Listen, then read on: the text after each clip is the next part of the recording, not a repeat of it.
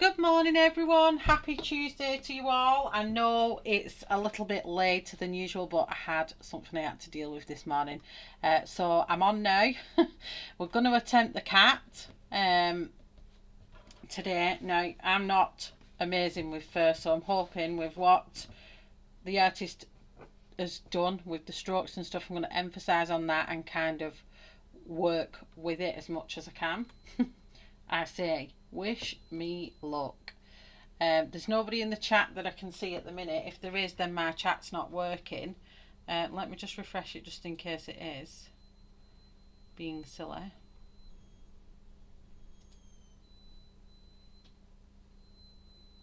Oh, just bear with me 2 seconds.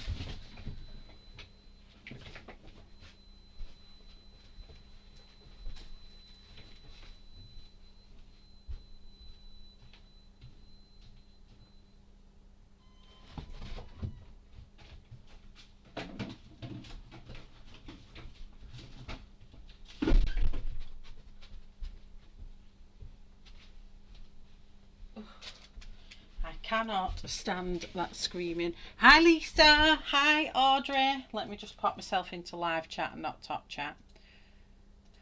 That would be helpful, wouldn't it?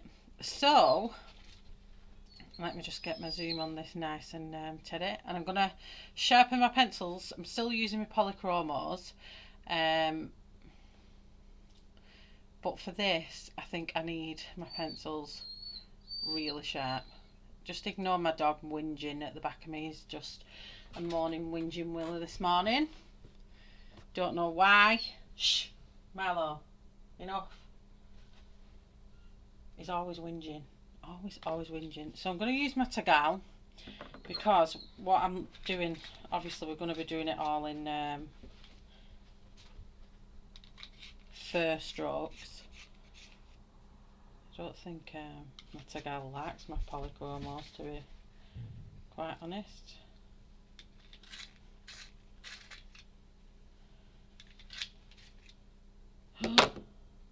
Oh my gosh, look what he's just done to me polychromo. This is not good. Right, okay, we'll get rid of you. We're not having you. I wanted to use my sharpener that doesn't take a boatload off my pencils to keep them sharp. But we need a really sharp point, so I'm just going to have to go with my M&R, which gives me a lovely point but just takes a lot off my pencils in the meantime. So I'm going to do the cat's eyes first. It's going to be a lot of colours, even though it's only a tiny little section. I'll just give my camera a good whack with that pencil then, causing pencil abuse again.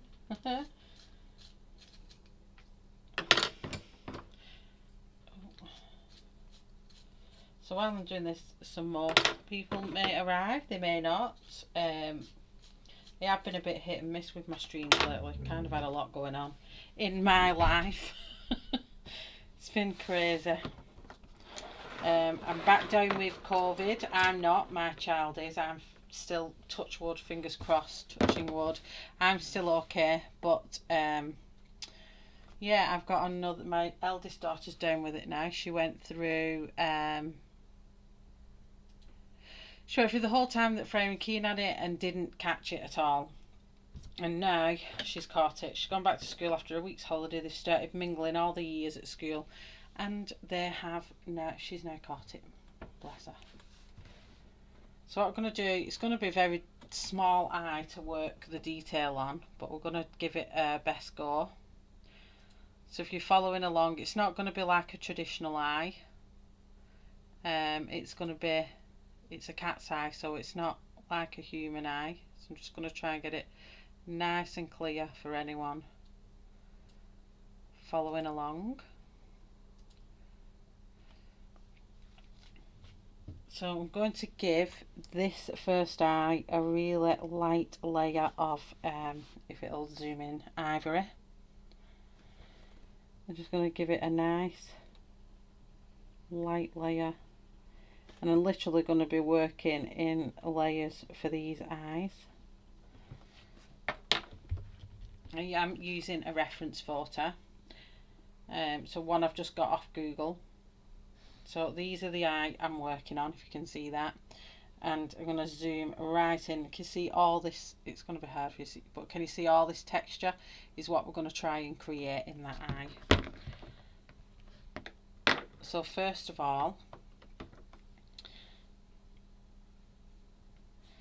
down in this section here, we're going to use May Green. Hi Aspie, good day, good day. And we're going to lightly just go over all that in this central part here. So they might be done quite quickly because they're only tinky little eyes. And then I'm going to come in with light phthalo green. How are you all doing?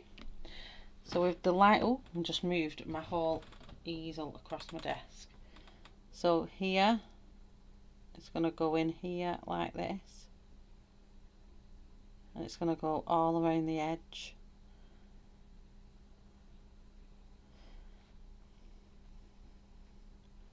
I was going to go for the traditional black cat bright yellow eyes, but when I saw these eyes I just thought, oh, I've got to have a go at these eyes. So I'm going back to ivory. I'm just going to pull all them together with just nice light pressure. I'm not pressing on hard or anything.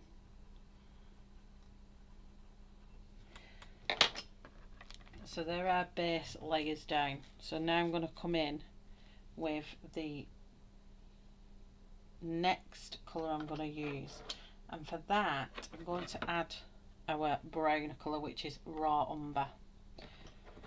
So the artist has left in the eye some of these darker areas. We are going to work with them, but I'm also going to work with my reference picture.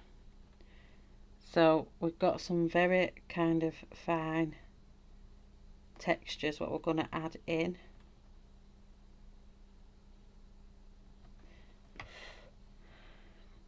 Just where we can around the eye, really delicately. I'm going to add this in.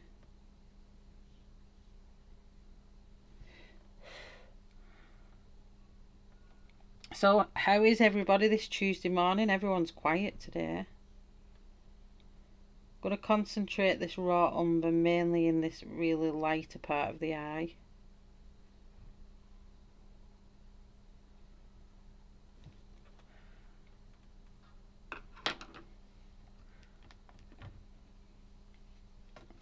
That's that for that.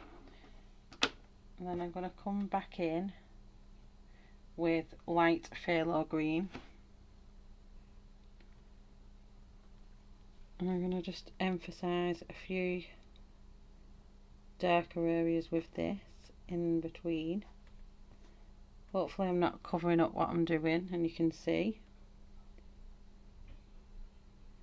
I have put it in Discord, but I don't think it would have sent the notification out today because purely I literally just set the stream up as I started, so I don't think I'm out with the best mates for lunch and left it too late to get ready. Oh no!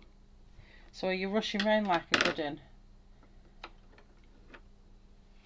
Coming back with a bit of May green. Honestly, there's lots of colours here, but they will all make up the texture that I'm using in it.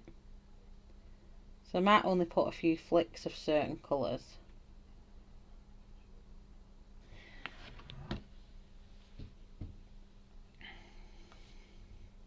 Hi Charms!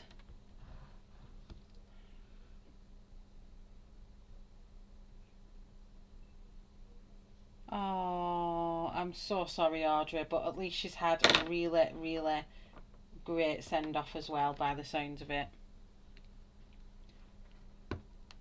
Oh, she would have been 87 on Halloween.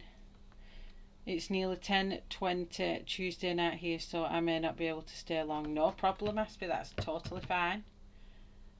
Yep, the makeup looks crazy and can't find my purse.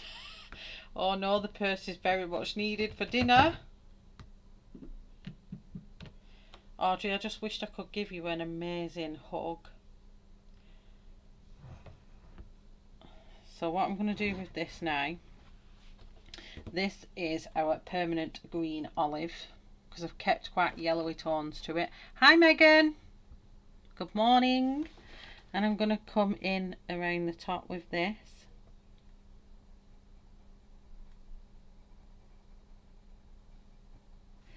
I'm kind of going to flick.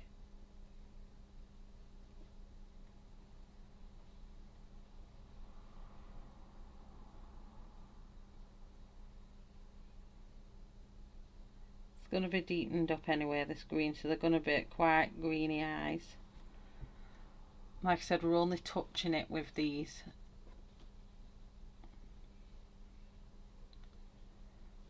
I know it's awful when you lose family members and friends, and it's an awful feeling, an awful time. It takes a long time to get over. I don't think you ever get over it. I've never got over my dad. So on that eye it won't be very much, it's more of a tickle with that colour. And then we're coming in with Chrome Oxide Green Fiery. I know it's a lot of colours, but it's kind of needed. And we're just going to add flecks of this in. Good morning, Ashley. We'll be driving shortly, but I'm here. Miss you. Oh, I miss you too. I loved our majorly long chat that we had the other day, that we've not had in ages. That was so lovely. It's just nice to have Ashley time. So if I was working on a bigger eye, this would have been like really easy to show you the detail that I'm doing. Again, I'm going to add this into the darker bit here. I'm going to build the top of that eye up.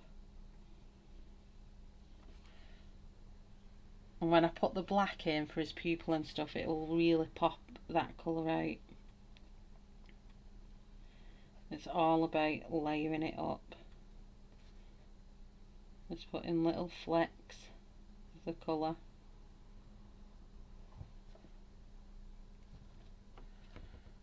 Because cat's eyes are like a grainy kind of look, rather than flicky like humans' eyes have got flick into them. I'm going to come back to our ivory. I'm going to kind of work on smooshing some of them out before we move on to the next colour. I should stop blowing.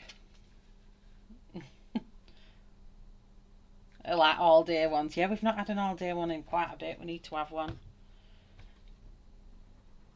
And it'll be easy now because Kian's rugby matches have stopped for the year, so I'm free on a Sunday now. Woohoo! Which is cool. So now I'm going to come in with our two last darkest colours. So we're going to use Juniper Green. You can see that, Juniper Green. So I'm going to try and make this a realistic cat. I am going to try. Now, try is being very, very sceptical. So with Juniper, I'm going to come in this top section here. And really layering that, darkening that top section of the eye. Where's Kirsty? She'll be liking this because I'm doing a cat's eye. Where is she? Meow, kitty cat. Yes.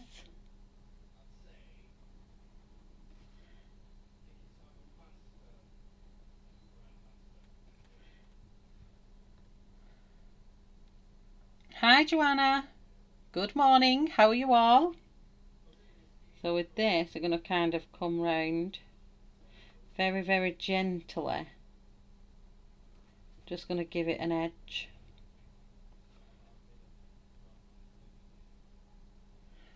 And it'll help lift that eye a little bit. And then we're just going to pull some tiny little flicks.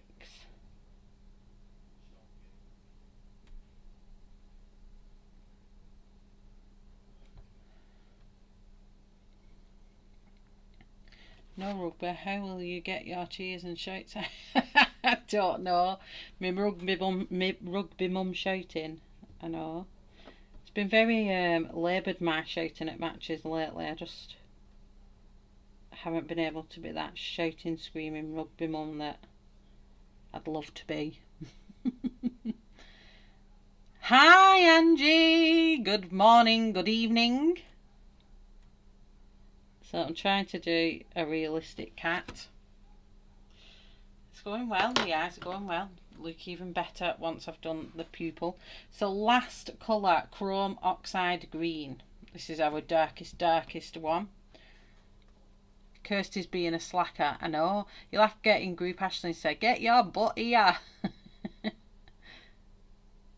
What sharpener are you using on those polys? I can't get a tip like that. Me M&R. My trusty good old Faithful,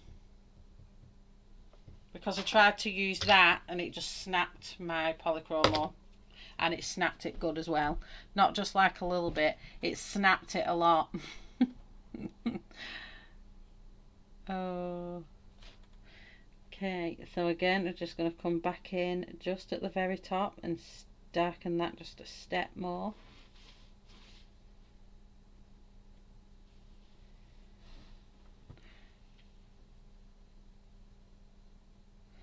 I'm going to come into kind of the corner with this green here too. I'm going to kind of add the black to that in a second.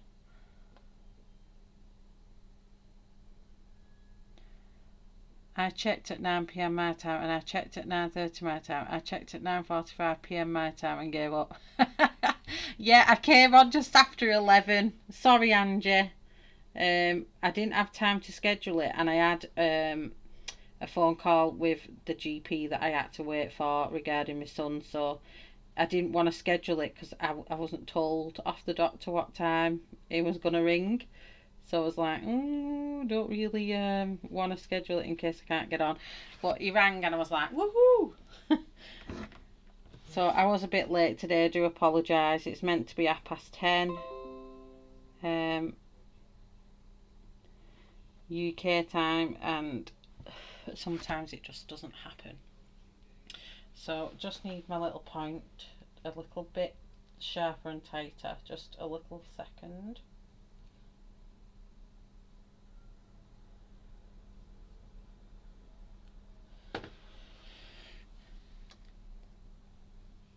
Oh, does it snap yours as well? Well, I won't be using it again.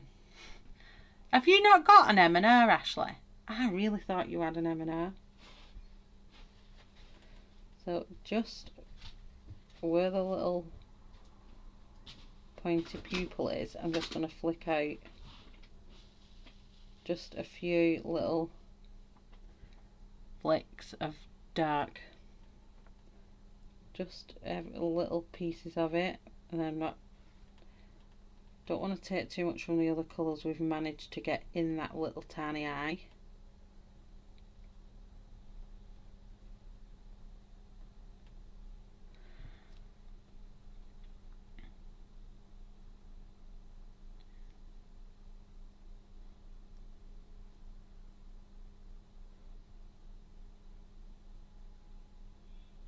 Yeah, right, the Angie. I love it. I'm going to try and make him look as realistic as possible, as much as I can, and hopefully he will.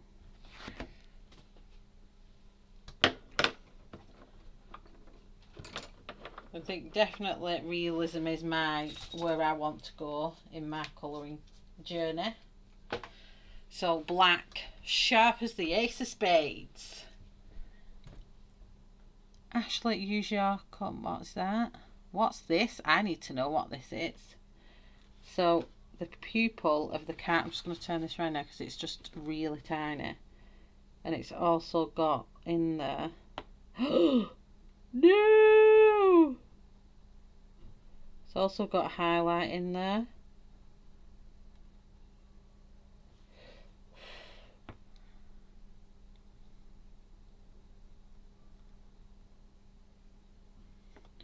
I'm just going to flick out ever so slightly from that line, just so the kind of pupil falls into the colour of the iris and not just stands there like a great big standout point. It kind of like blends it in a bit if you do a little tiny flicks. Yeah, I think it did. It broke the wood, like crumbled. It was horrendous. Like, imagine little spider's legs coming out from that pupil a bit, and that helps. So if I just do this straight bit here of this, although it looks very dramatic and amazing,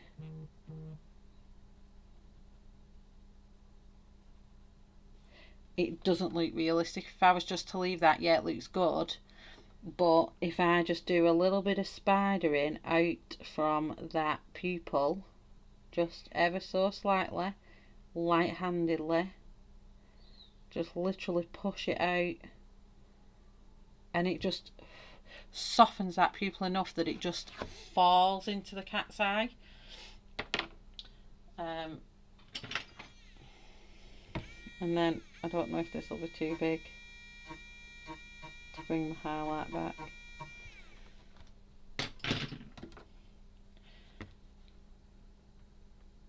I need one of them little tiny Tombow ones, I think.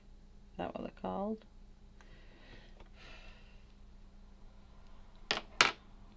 Mightygal must be a dud. It only works once and now does nothing at all. Oh, I need to stick this down a bit. This might be too big.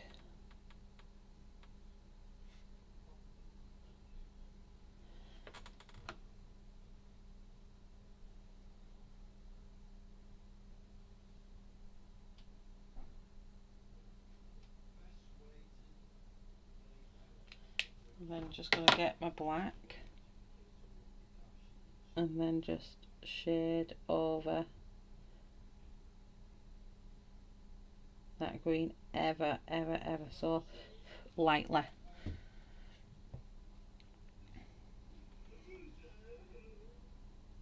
No idea what my son's doing in that back room. So in this now I'm going to start working. Obviously this is black, it's getting a bit small. I may have to order a new black soon.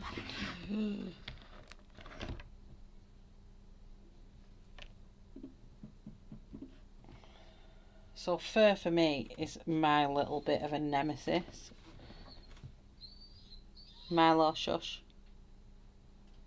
So I'm going to come round and kind of, as I'm going round the edge of the eye, I'm going to flick out a little bit of that black. This will all be flicking work, what I'm doing now, or from then on out.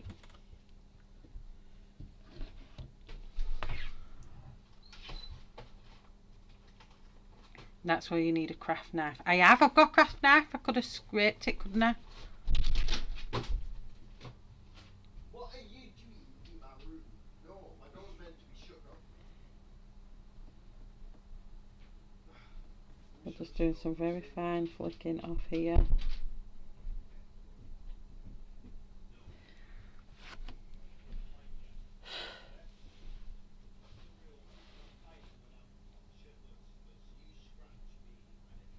Hopefully I'm not covering where I need to.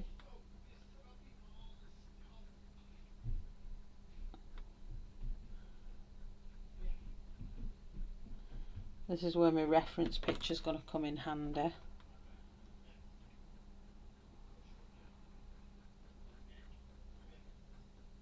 And that's where I'm going to need a very sharp pencil.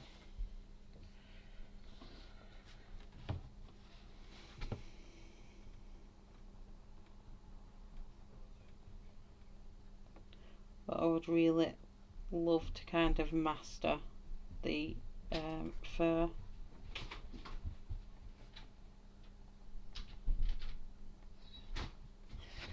For the cat. Yeah, I think I'm happy with them eyes.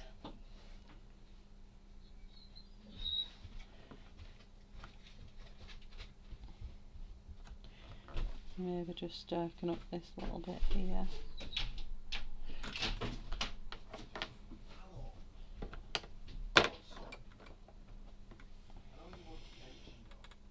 Just going to come back in with ivory and just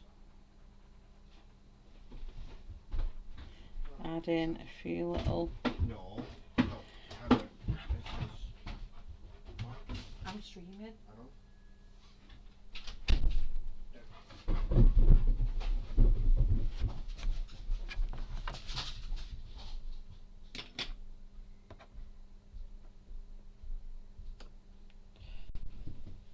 So I'm just going to come back in with chrome oxide green.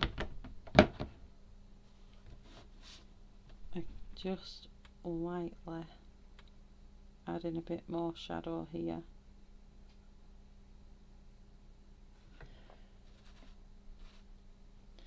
And then I'm going to add a little bit more shadow here.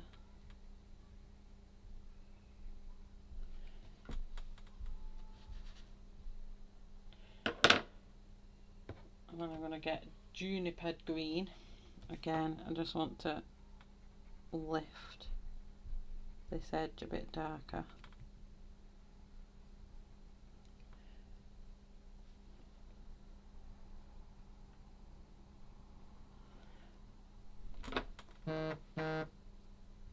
Hello world.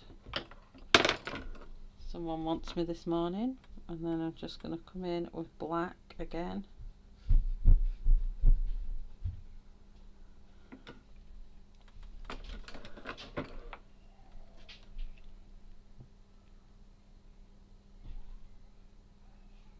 Yeah, that's what I'm going to be doing, Angie. Well, I'm going to try. Let's see if it works.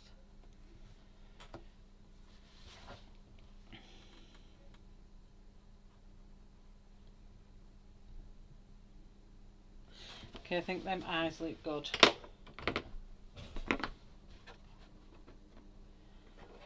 So I'm going to pop my black with my cat colours, and I'm going to move the cat's eye colours out of the way now because I've finished with them.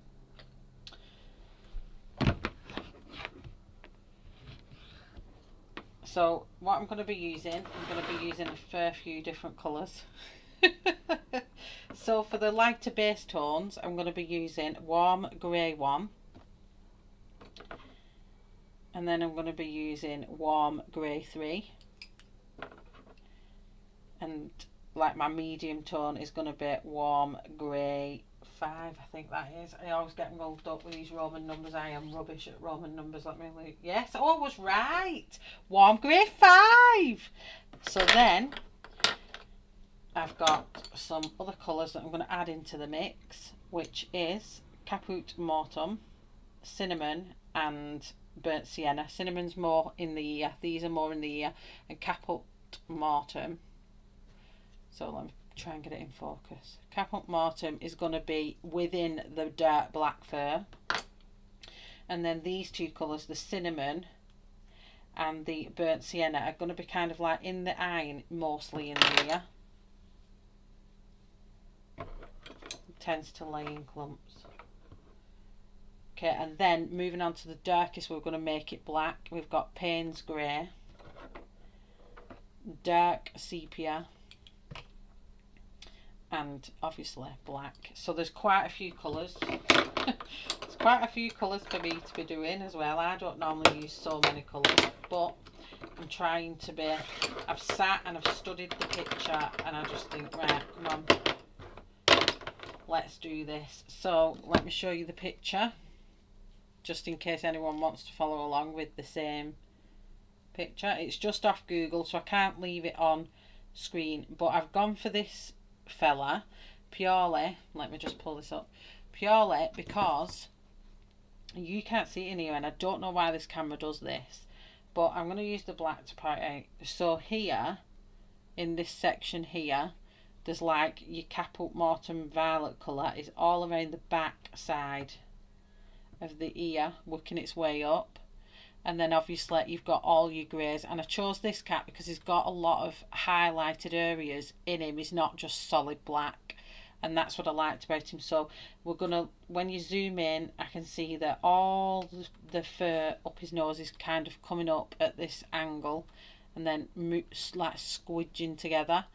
These are quite soft and broken apart, but then up here we've got a multitude of different greys. So we're going to pick out them greys. We're going to do the lighter greys first, and then we're going to add the darker tones in. I've been doing a lot of study on fur because obviously it's where I want to go with fur. I've seen a lot with Karen Valentine, I've seen a lot with Kirsty Partridge, and there is somebody else I've just been watching as well. She's amazing. Let me show you her.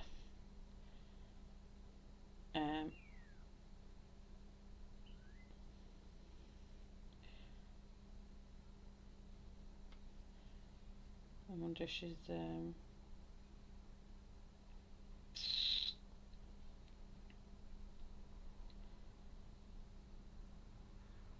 oh,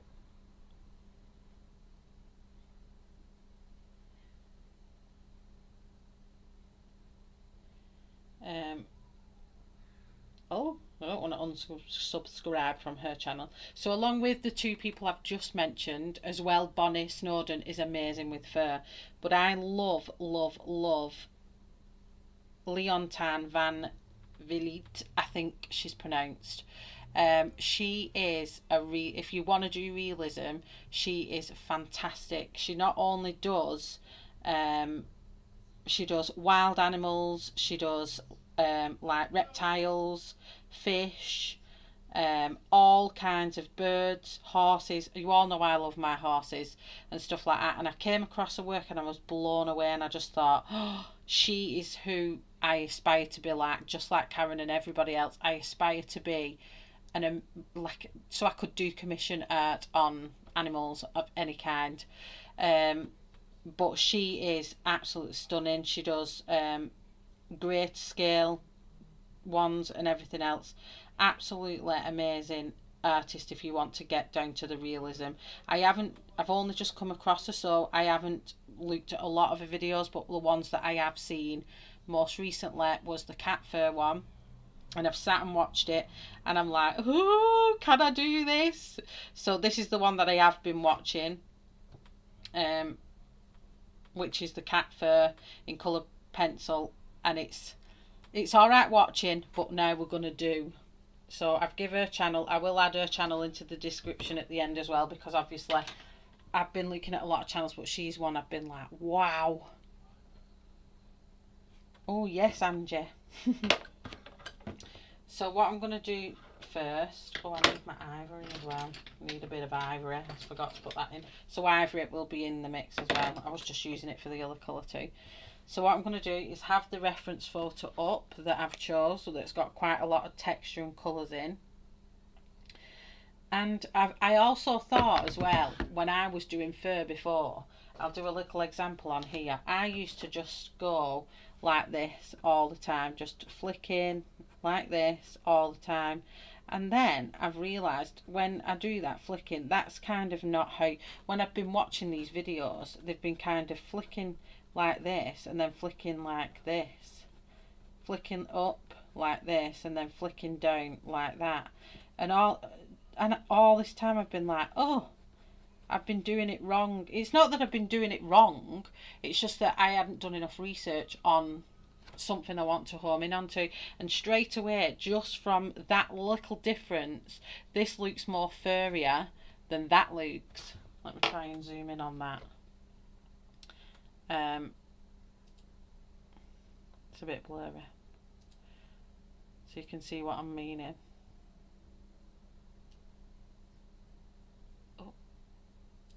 Do you see what I mean? So that already, and then you kind of work from that, so you kind of press in a bit harder, then going up, and then pulling your other ones down from that same, especially for cat fur, this is what I've been kind of studying, and it kind of gives you that clumpy cat fur look that you need or you're after, and it kind of helps. I don't know, it just seems different than I used to just constantly do this, and I just used to go in this one direction that I thought, oh yeah, it goes in that one direction, and I kind of, so long as I was splaying it off, and it's fine, there's nothing wrong with doing it like that, but straight away I noticed my technique was just not quite right. And it wasn't wrong, it just wasn't quite, I wasn't doing the texture right for the cat fur, and straight away this looks furrier than that. So these are the little things that you get from watching other channels and other artists, and I found that watching a lot more artist based people who draw first before the colour, I found that's helped me more than just looking. So instead of just searching for coloured pencils, how to do things in coloured pencils, because I'm self-taught, I didn't do it in school, I did art as a GCSE and that was it. But coming from, before I used to just search everything, oh, how do you do this in coloured pencil, as I was starting out with adult colouring and stuff like that, where now I don't, I look for more artists who draw first, colour second, and kind of pick up the technique that they would do with an actual graphite pencil. Do you get what I've tried? That's it, yeah, it's like, I don't know what, it's not that I was looking in the wrong places, I was looking in the right places, but my technique was just not quite right because I hadn't done enough research into it. It was kind of like, oh, a lot of the times I'll wing it and think, oh, I can do that, but I don't research into it enough. And it's the same thing that I've kind of gotten to do with my my accountancy exams and stuff like that. Even my tutors like, Michelle, I've noticed a massive difference in you. You're looking into how it's like that, why it does that. You've put in the thought process in. So where before I would just watch and do, now I watch and listen to the process that the artist or the colourist is saying that they do. I'm listening to what they're saying more than I'm actually watching what they're doing. Does that make sense? Layering in clumps, yeah. Lisa Lackery is great. Yes. Underwater colouring, yeah, she's amazing. I'm just going to sharpen these to a really nice point. Obviously it's fur, so I need to have a lovely little point. But I would love, I need to get in contact with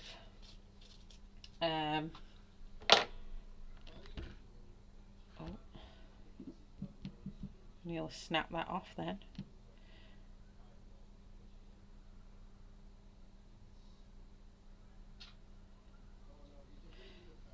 I need to ask or message Leontine and ask her what pencil sharpener does she use, because they have an amazing point, but they're not long points like mine, they're a short point. But nevertheless they're still an amazing point that she has.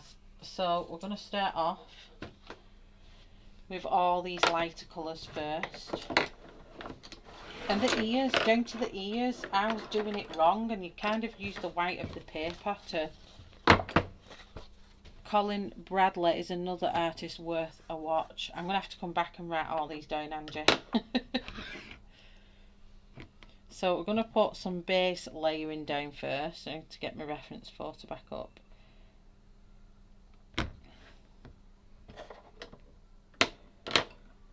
Actually came through the artist then onto colouring. Yeah, that's what I'm trying to mean. It's like, I find it a lot better to go down an artist route.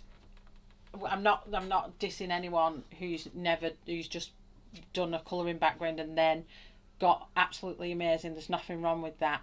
But for me to learn, I've had to go back to the start of how and why. My brain must work where I need to know how and why. It's like not a long point, Angie. It's kind of like if you watch her videos, the pencils she uses, they're like a stumpier bit, but they've got a really.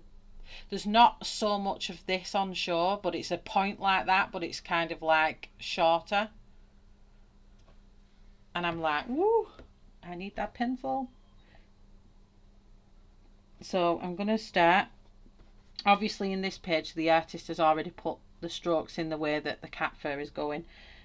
So I'm going to follow the same stroke, and on my reference picture I can see that straight away my strokes are going the same way as the artist has done here. So I'm going to kind of put some nice strokes going there. Now this is a different shaped cat. I've got a front facing cat, and this cat is slightly off, so there's not going to be as much on this side as there is on this side of the cat on my reference photo, but I can still base it kind of off the reference photo as well as use what the artist has done. Richard Simmons is another one.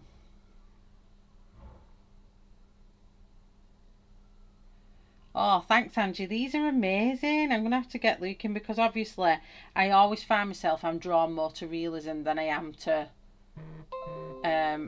not. And ever since I do my horses and stuff like that, I've always felt drawn to realistic art. So I think kind of that's where I want to lie. So now I've started targeting my research to that area of colouring.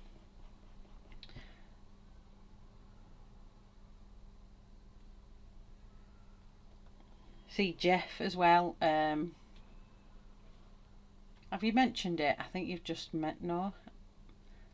Tim Jeffs, he's an amazing artist and colourist. Absolutely amazing. His ones are amazing. So obviously we've got some cat fur here, so I'm gonna bring, and it's kind of pinching up into a point in the middle, so I'm gonna kind of go with that same flow, and I'm gonna go in between with the ivory, and I'm also gonna be bringing in, I'm not so much as with these lighter colours, I'm not so much as concentrating on what I just showed you on that piece of paper. So at the minute I'm kind of just literally putting in like a base layer of strokes.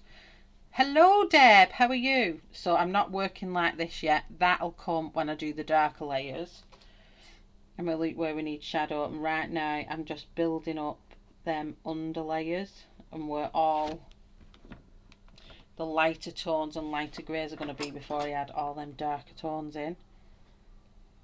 And this is where the reference picture just comes in amazing, because then the fur pinches together here in the middle but then splays outwards again up here. So I'm just going to mimic a lot of that strokes that the artist has put in on the middle of the head here.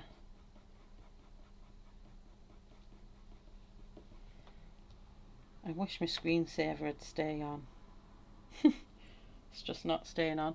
But I think I've got the eye colour like bang on, really. If I zoom into that, I think the eye colour is bang on, maybe slightly lighter.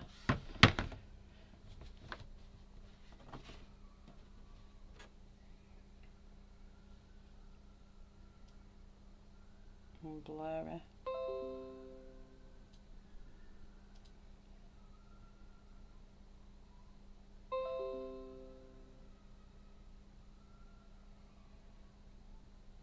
Oh, and Ashley's a good one. She's just put all of them in the chat. Oh, thank you, ladies. I'll be like this after. I was spending all afternoon not doing my college work. I was sitting there looking for artists. Oh, thank you, Deb. So yeah, you're all learning fur with me and kind of where we're going to go with it. So now we're coming across this eye. So some of these are going to go upwards. and these are going to come up here. So I'm not too worried if my reference photo, if my page doesn't look exactly like the reference photo, because obviously I want to put my own spin on it. So you're using your kind of reference photo as your guide, is the way I see it. And sometimes like, I'll put the reference picture down and I'll stop looking at it and I'll kind of start doing my own thing.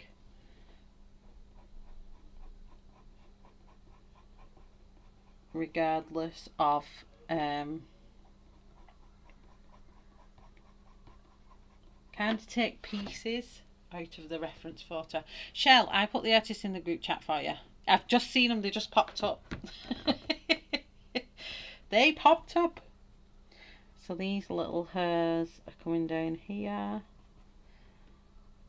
And I'm going to kind of do try and do his nose first. And he's got a little bit of a lip going on down here. And his little whiskers are white, so I look forward to that. So what I want to do now, the main part, I always thought, oh, how do they do them white hair strands? They kind of don't. They use the white of the paper. So where I would go, oh, and try and fill this in, you kind of come this way, and you will create the white fur with the page, if that makes sense. I see the recipe as a guideline, but I just do it in my own way. Yeah, that's kind of, yeah, that's it. I'm going to pull this down. This ear is a bit different to that ear. So I would like to learn to kind of do my own drawing of my own, of a cat myself. She says, I'm getting very daring here, aren't I? So let's have a look at this nose before. So we'll look at the nose in a second. I'm going to move on to warm grey one. And in between there, we're going to kind of build up. Oh! Shell-arty. Slayer of names, breaker of tips, and gob on legs. So this is going to have a bit of grey here. So I need to make the edge of his nose more apparent. So I'm just going to put that up.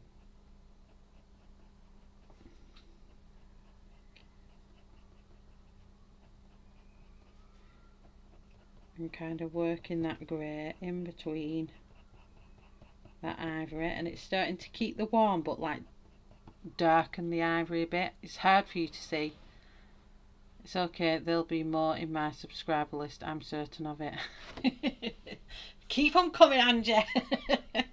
I'll be sitting there like literally watching them all. I love them. I do watch Locrifana. Did I pronounce her name right? Oh, I'm terrible at names, honestly. She is amazing. She's the artist of all the Derwent pencil tins, isn't she? Lacre. I've pronounced her name right. A lot of her work is actually on the Derwent tins. I think she did the. I've not kept my tins. They're all in. Right, just bear with me a minute. I don't mind you hearing my kids in the background, but I really don't want him swearing. So just 2 seconds while I just go and politely ask him to not swear.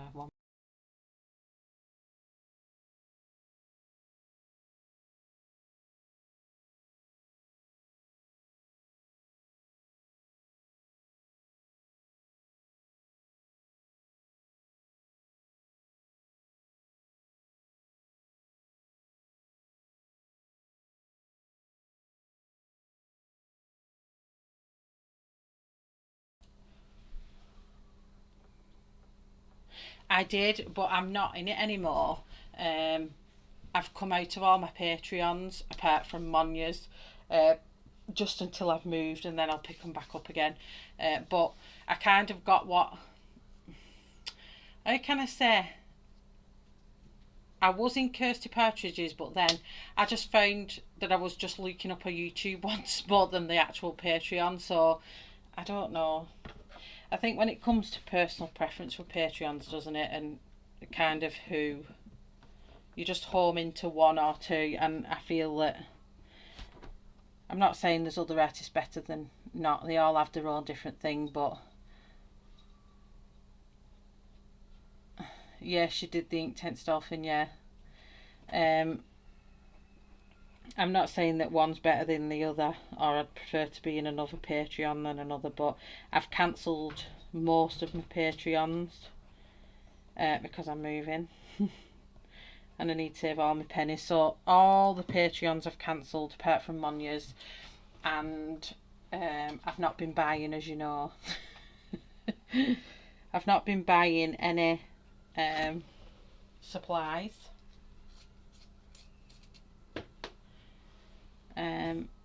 I've just snapped it straight back off again. Oh.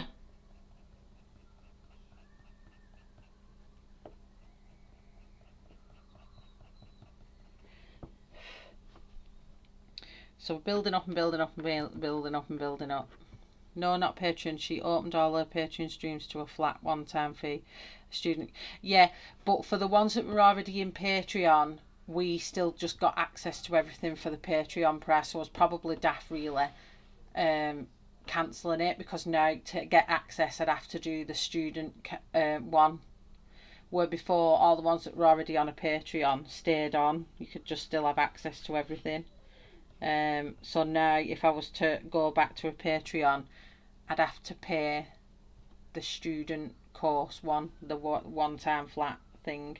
But I was paying £9 a month, I think it was, and I was on a few Patreons, so I've kind of literally stopped them all. So building up, build me a buttercup, baby, just to let me down, mess me around, and then worst of all. Sorry, that just come from keep saying build me up. Oh, I'm in a funny mood today. I am in a funny mood today. Is this still blurry? Do I need to sharpen it up again? Oh, I think it's left my dog downstairs.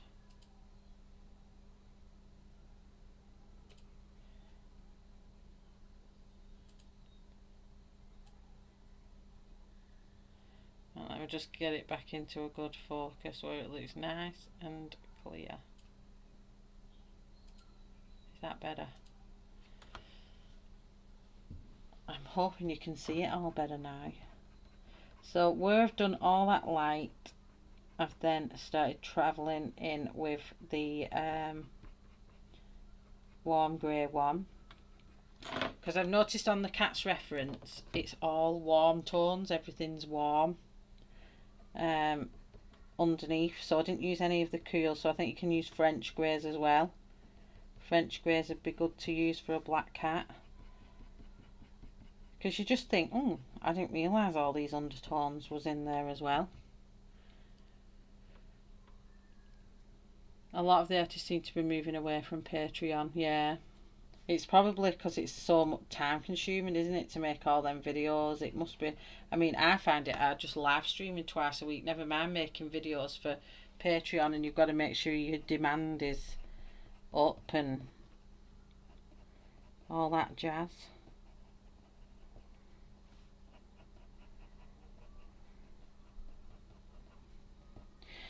Okay, so what I'm going to use now, so the cinnamon, I'm going to add in some of the browns before I move on to some darker greys. So the cinnamon is kind of in the lightest part of the ears. So in here, just going to go very lightly. I mean, you might not even see it. I'm just going to add that in just a little tiny bit into there. Sorry, cinnamon. Cinnamon is what I'm using. No problem, Angie. Just kind of build that up inside the ear.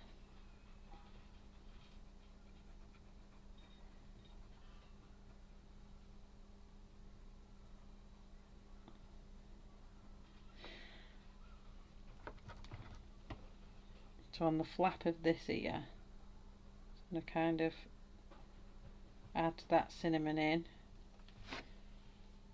I'm going to have a cast of it on the edge of the ear here. And then we're going to have some just peeping round on the nose, a little tiny, we have little flashes of this on the nose. Oh gosh, that's my dog now.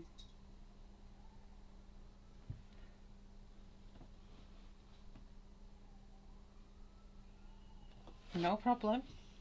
Just 1 second.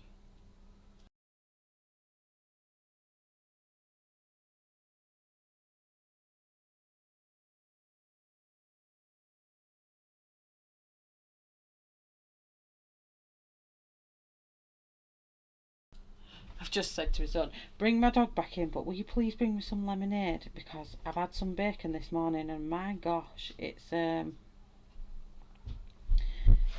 quite made me. I've just put you on my laptop, those eyes. Oh, thank you, Audrey. Hi, Milo, always like barking really loud. So next up we've got burnt sienna.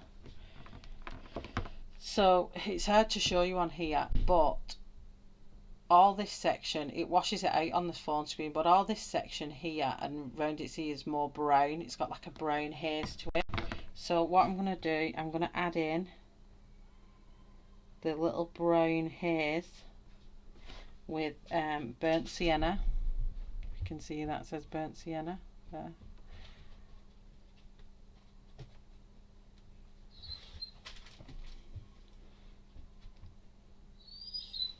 They all kind of use YouTube, a lot will have their own websites, but I think most artists are on YouTube, Joanna. So all these places where there's a bit of a brown tinge, just kind of up here, I'm just lightly adding that in.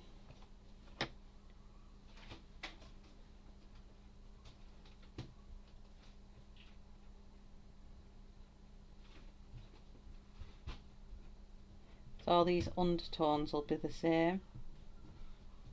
They will still come through even when I put the darks on, you'll see them.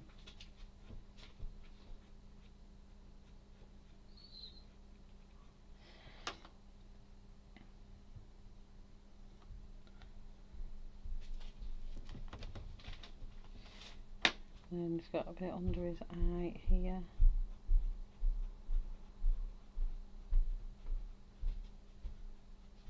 So I'm just working on all the lighter tones first, and then we'll be working on, thank you lad, darkening him up.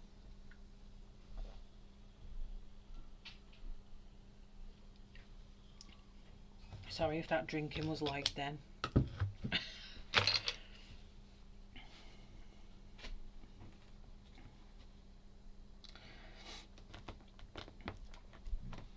So everywhere where there's a bit of a brown tone, I'm just going to add flecks of this through.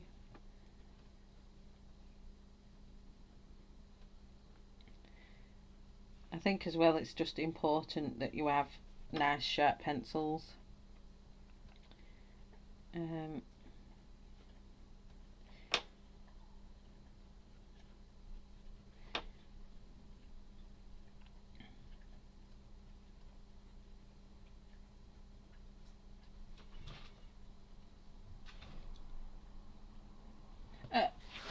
No licking bottoms while I'm on live stream. We don't want to hear that. I hate the way dogs clean themselves. They're funny. So we've got a tiny little cast of brown or warm tones just to the bridge of the nose here. So I'm just going to lightly kind of glaze over that with a bit of that brown, just to help darken that part of his nose up. And then again, he's got some coming down from this part of his eye.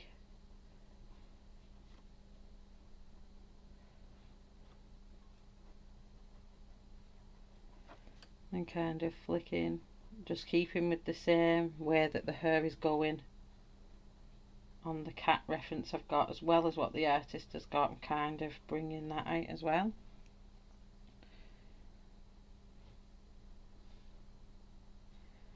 You've got quite a bit of brown running around the bottom of his mouth.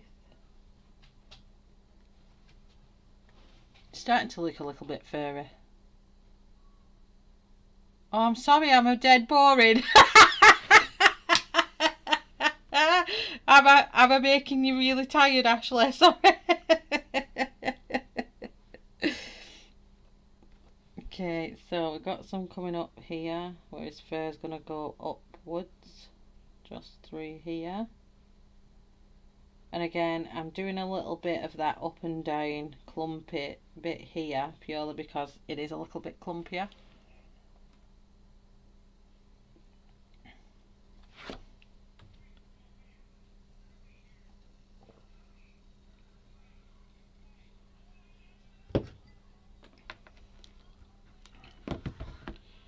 So cold that. Okay, so you continue with this, flicking up round his his ear. Seeing the cat come to life is making me think of our Ginger from Smith. For some reason, he's been gone 22 plus years now. Oh.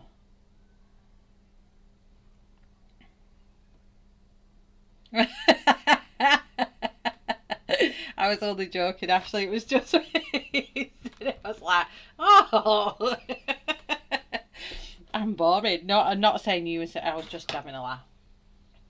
Let me just put a piece of paper, because my hands are a bit sweaty and I don't want to rub. I can see it's already rubbing some pencil off, so I'm just going to put them underneath.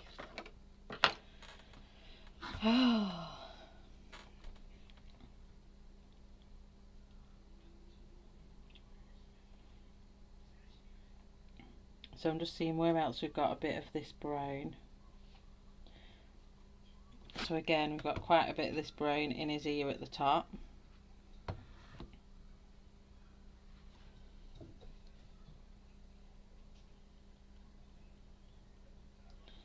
Do that so it's kind of flowing through. If I thought you were boring, I'd be like, Shell, you're boring. Get it together, woman. Oh, I know you would.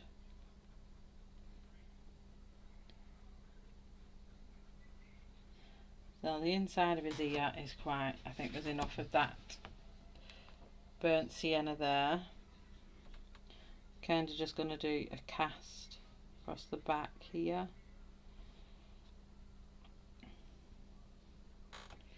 And just a little bit coming down his face. Geez, Shell, we'll never watch you again. Oh, I've got something gooey in my eye.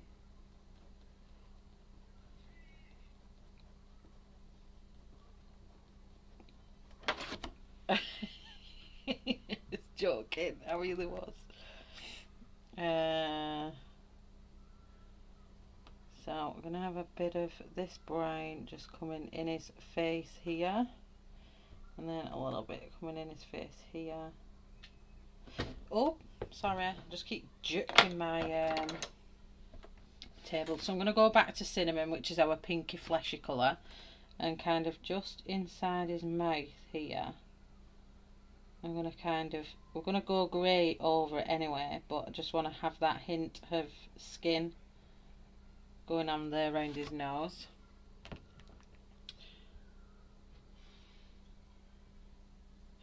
think it's coming out alright. I think I'm being lightly handed enough. But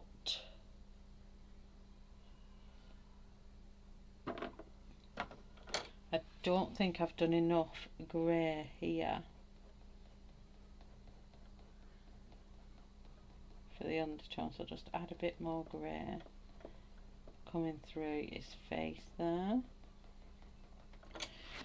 And now we're going to start adding all the darker greys. So there's quite a few different greys here, so do bear with me.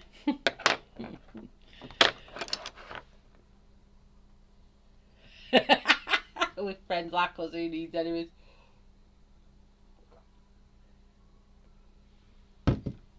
Gotta love a bit of banter. So, warm grey 3. She knows I love her.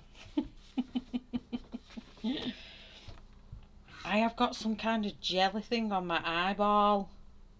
I'm sorry. It's driving me crazy. It keeps coming in my vision. Okay, so we're going to move on now to our next grey. And with these, we're going to start kind of working these little flicks now out from all these lighter colours that I've done.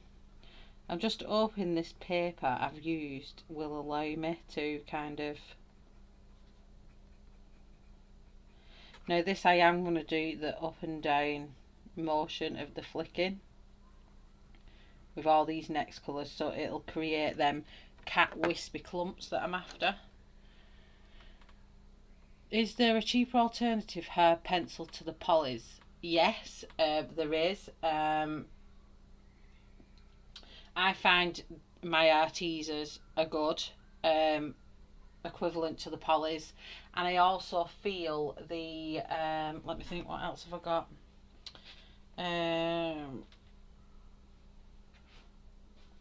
I'm trying to think what I've got. What's the harder pencil? Crayola. And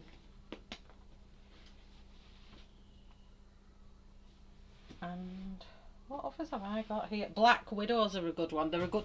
Black Widows, although they are a waxier pencil, they do behave like they're a bit of an oil pencil. So I love to do her in detail with my Black Widows. So definitely check out the Black Widows as well, because they are a really good pencil for detail. So Artisa and Black Widow are my go-to if I don't use polys and I want a bit of texture. Does that look blurry or is it okay? Yeah, the Derwent Artists are. I've got them. I forget I have them. So I'm going to do longer strokes here. So I kind of want to create the white fur inside the ear.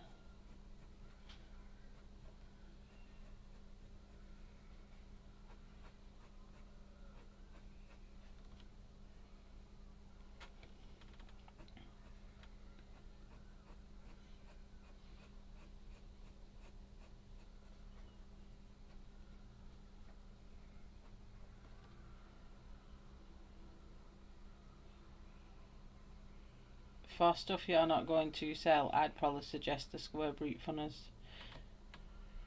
There is a brute funner square pencil which you can get on Amazon.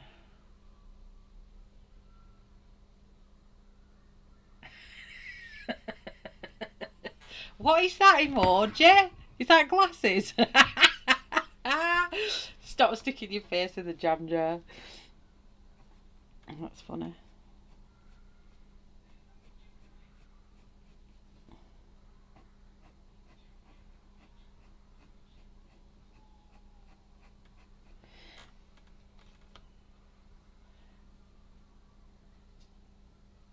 Is it fine? Is it okay? Can you see? I don't want you not to be able to see.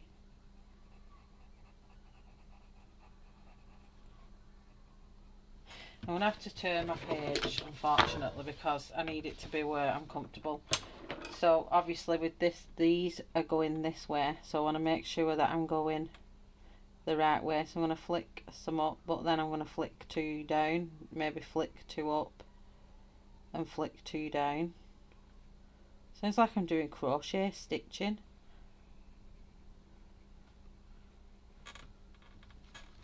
out of frame, sorry. And then the fur is coming up again. So I'm keeping my flicks light. Oh, I'm flicking some back as well as flicking some forward. Maybe I should have done the skin on the arm before I did this, to be fair. So these are like kind of fine little fur here around his nose. So some artists that I've watched do the nose and the eyes first, so I may have done the nose, possibly. Would have been good. Hi Ruthie, good morning. So I'm going to keep coming down with these. Turn my page first. I'm going to have to decipher what's going on with the fur all here, because it's mingling in with the hand and it's a bit strange here. So I don't know what I'm going to do with that bit yet. So bear with me with that bit, but might not even get onto the body. It might take me that long to do the head.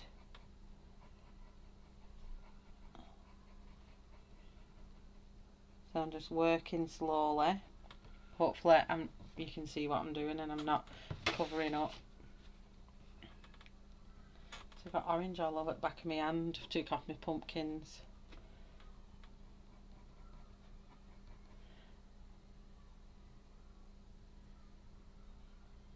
I can see every detail on full screen on my laptop. It looks brilliant. Oh, that's good. As long as you can see what I'm doing. So this fur is going to kind of come up and meet this band of dark here.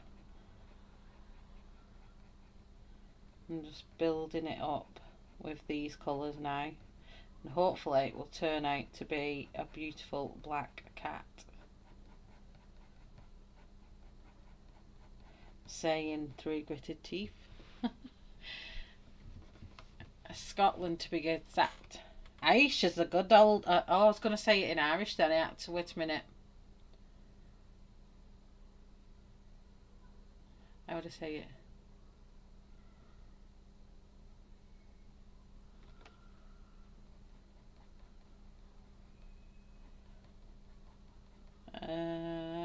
I need to hear Scottish so that I can do it. She's up in the wee borders of Scotland. I don't know if that was more Irish than Scottish.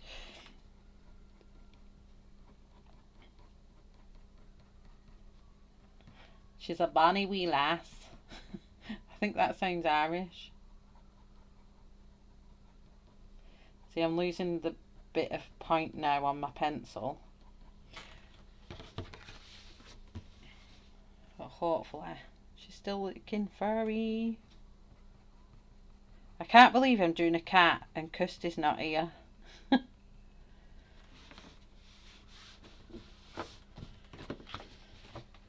Okay, so now we're going to come up. Let me just put my point in. But I don't fully sharpen my pencil each time. Because of this M&R is so sharp, I push my pigment part of the pencil up into the blade. And I just roll it off. So I'm not actually sharpening my pencil anymore. But it's giving me a nice point back that I need for the flicking. There's also another technique I can show you, but I don't think I've got... I don't know where it... Oh, yeah, here. So you can do it on... I've seen some artists do it on sandpaper like this.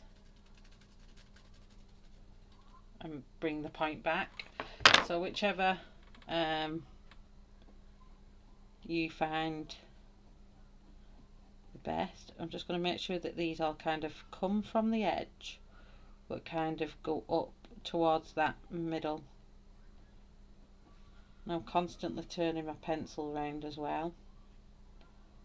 I want to make sure these greys kind of come off his nose there and kind of go up towards that middle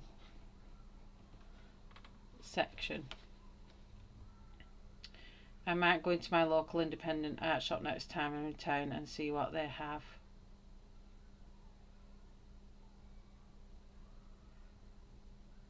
No, I'm not doing that yet. I'm doing that in the darker colours, Angie. I have done it in some places, but I'm doing it all in one direction here for the underlayers. The top layers, I'm going to do them clumpy. Some of them I'm doing, I have come backwards on some of them, but I'm kind of...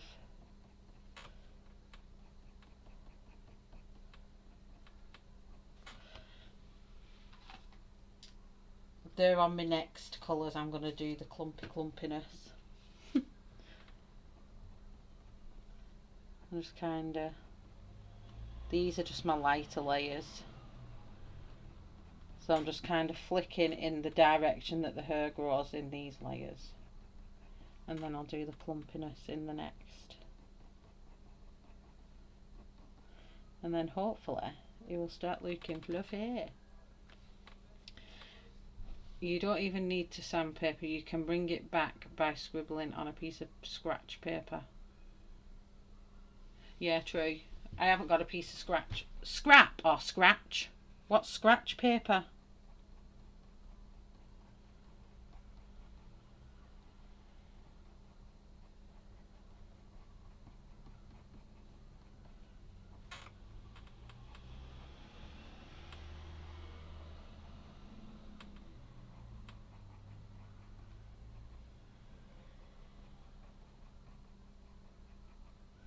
So I'm filling up most of the white space now with this.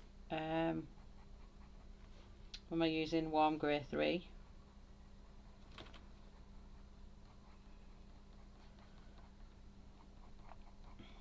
And then once I've filled up all that white space that we can see with this, I'm going to move on to the darker colours, and that's when I'm going to be changing the these strokes are going to be longer.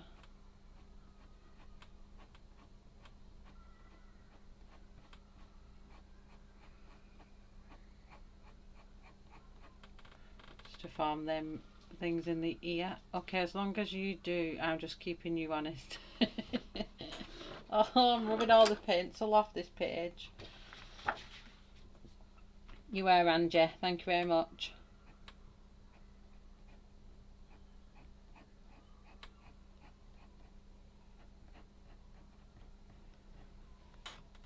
Okay, so I'm going to start with his nose.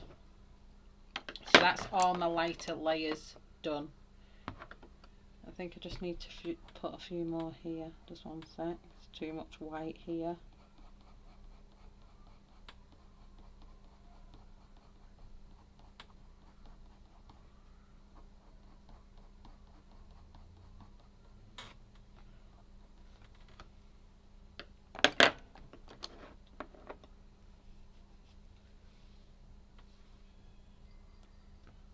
You've been to your... Hi Melissa, how are you? How's your baby? Just been to my first Broadway musical and I'm hooked. Oh, I'm going to see Grease on the 18th at the Liverpool Empire. I cannot wait.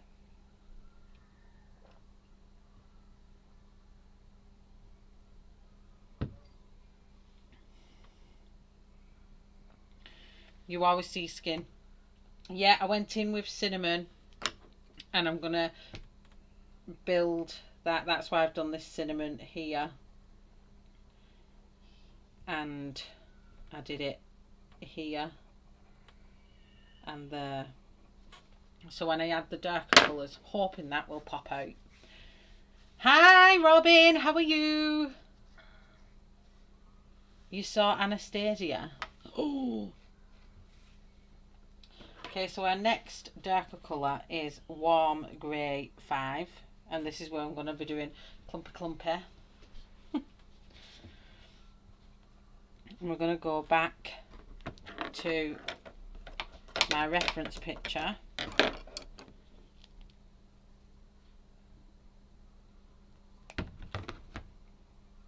And I'm going to work on the lighter areas first. I'm just going to throw in, because I don't want this to be so dark here. So I'm trying to not go back to old ways. I'm trying to keep it right. I'm going up and I'm going down where these lighter bits are,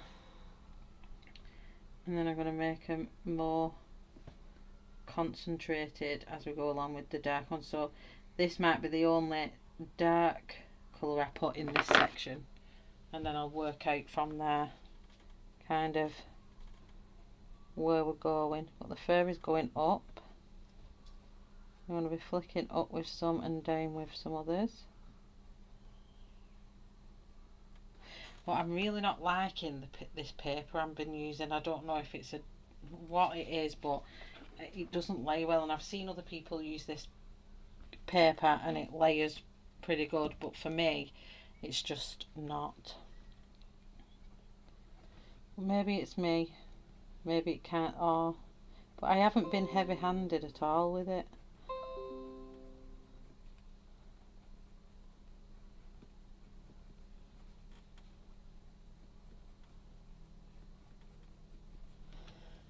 We'll see. This is a PDF or from a book. It's a PDF from Kundanks Art. The link is in the description. It was the Halloween page that I started robbing at. I think there's 2 parts to this before we got to this bit. So kind of here it's got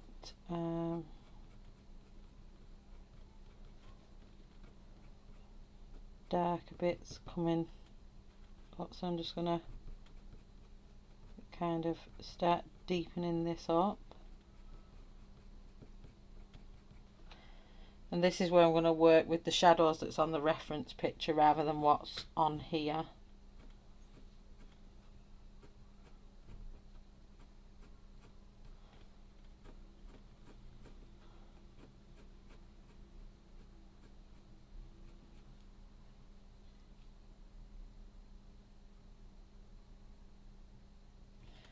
I'm trying, Ashley, I'm trying to not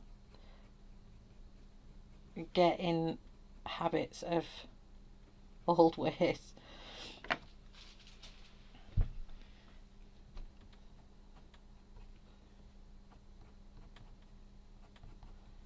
I was studying.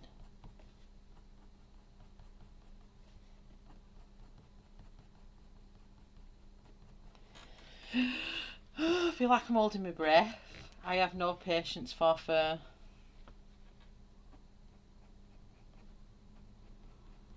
Oh, I could do it, but a lot of the people I've been watching have been like, this piece is 14 hours of work. I'm like, wow.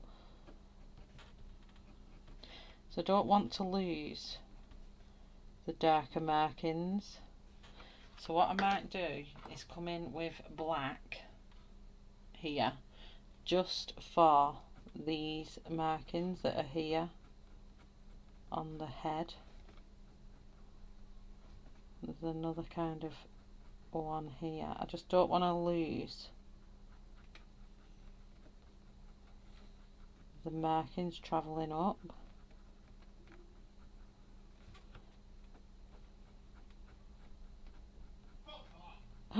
I'm sorry about that. I'm just going to tell him to go downstairs in a minute. If anyone did hear that, I am very sorry.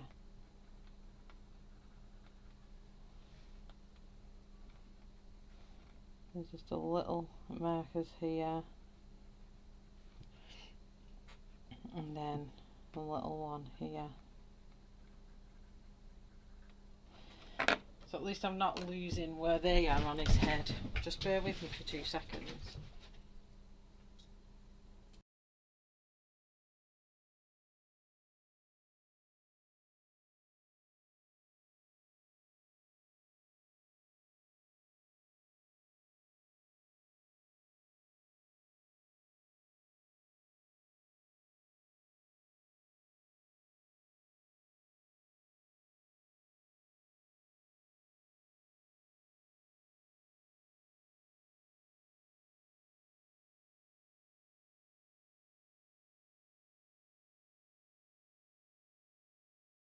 Sorry about that. If anyone did hear the foul language from my son, then I really do apologise. I've just been in and told him not to do that again. Fair terms. Obviously, there's 6 people in my household, and you are going to hear some kind of background noise, but I don't appreciate my son being the one that's swearing in the background. It's the white paper that wrap it and pack it. So it's the 160 GSM paper from Wrap It and Pack It on Amazon. And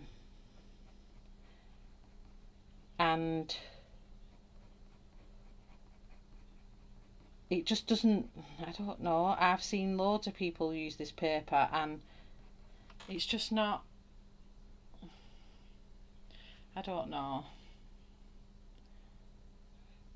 It's just not layering very well. I can feel like my pencil sliding on it now, and I've got another 3 colours to go.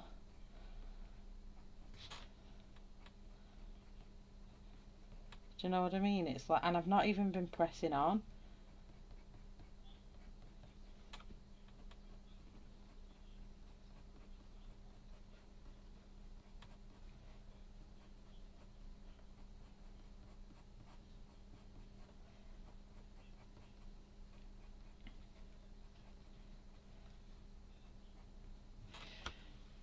So in my lighter sections of this grey, this is going to be my darkest colour in these lighter sections. So I'm going to work on flicking out and down, but kind of making sure I'm going in the right direction of the fur. It's going upwards.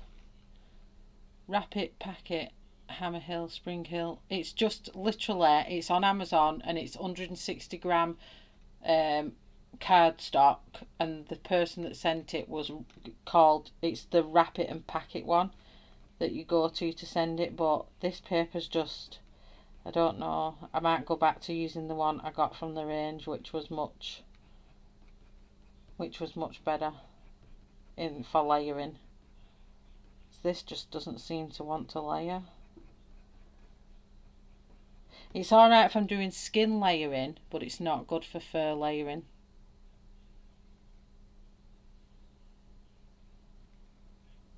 It's none of them, Angie. It's just literally, I think it's just a budget paper. I think I need to do stuff like this. It would maybe look a lot better if I was using a more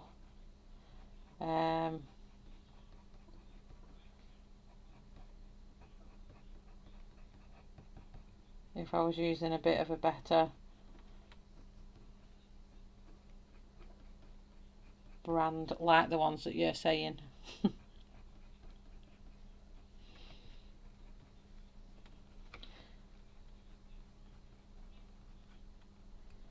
So this warm grey 5, did I say this was? Yeah, warm grey 5 in these lighter sections, which is what you see here. This is going to be my darkest. I may go 1 darker, maybe. Oh, morning stream with your coffee, Robin.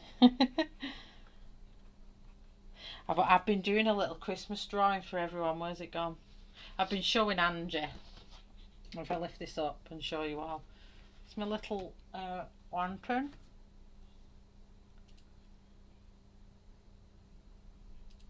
So I had to do some changes to it because and Robin, that rubber you sent me, eraser you sent me, the half mat, has been amazing while I've been drawing this. It's been my little buddy. But this is my Christmas drawing for the group. It's got a bit to go yet. I've got a few things I need to do on it. But yeah, it's I've sorted the windows out because they were a bit crooked and not right.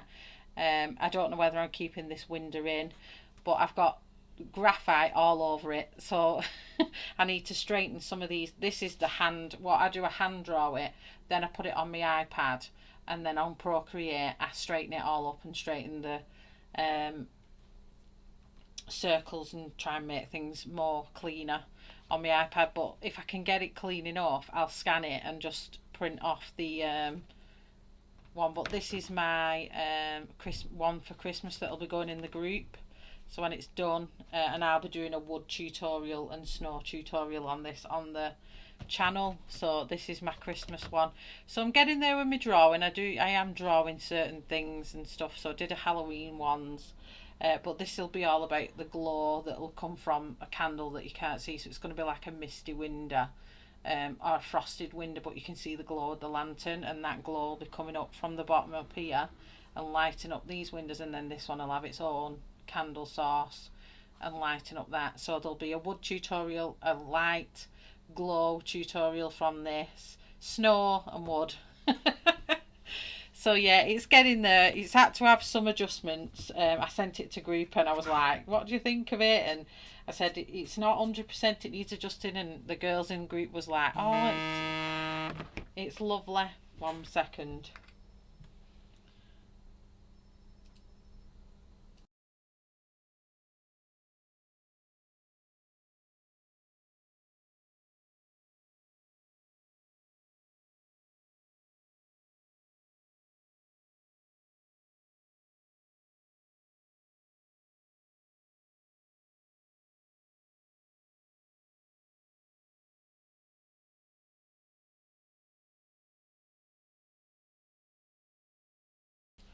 That's just my husband coming home from work. So yeah, this will be in the group, given out as another freebie of my drawings. So a nice little Christmas lantern. I'm not sure if I'm going to keep these sprigs in or if I'm going to change them to something a bit more leafy. I don't know yet. I will see. These I'm going to be doing.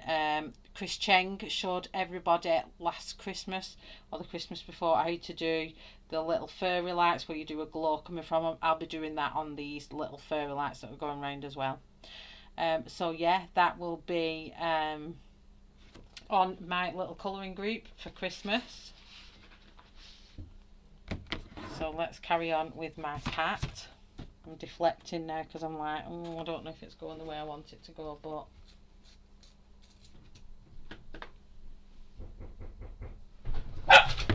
just bear with me 2 seconds. There's just someone at my door. 1 minute.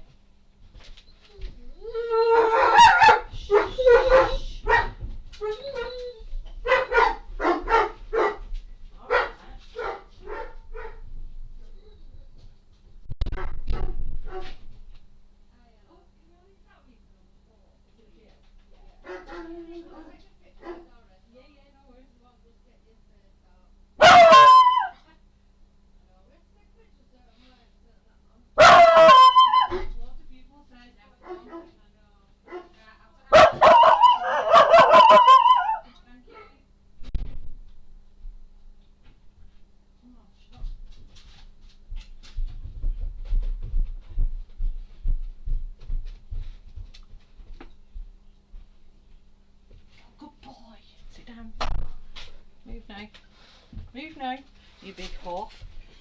Oh, sorry about that. It's just a parcel that I've taken in for next door. Right, so down here. Oh, it's just breaking.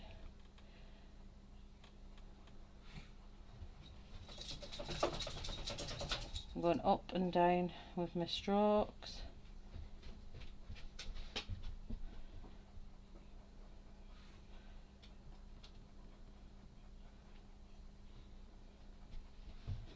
Right up to that edge there. Oh gosh, I'm out of breath now.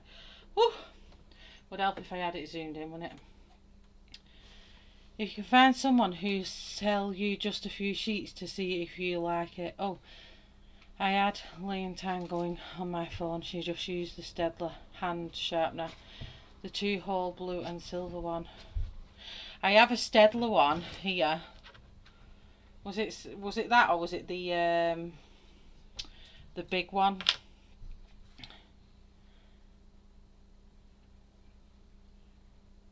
Bell and Bristol. Oh my gosh, I'm well off my puff. Just get that zoom back. And breathe. Canson makes some good paper for a decent price too. Yeah, I think Canson is what Karen Valentine uses. I'm sure of it. I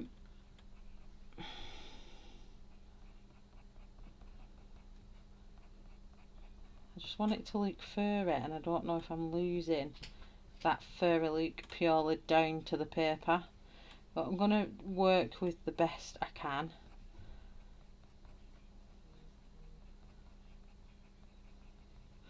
So kind of these are going to kind of come down more than they go up.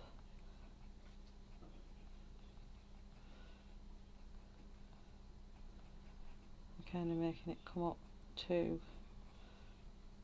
This is where my pencil I think should be a lot smaller. But this is what I end up, my fur always ends up looking like rodent fur rather than nice soft fluffy cat fur. So I'm hoping when I come to do the dark colours I can make it look more strokey, it won't look as much. No, the plastic one. Oh, I'll have to have a look for the plastic one. Hi Sarah, how are you?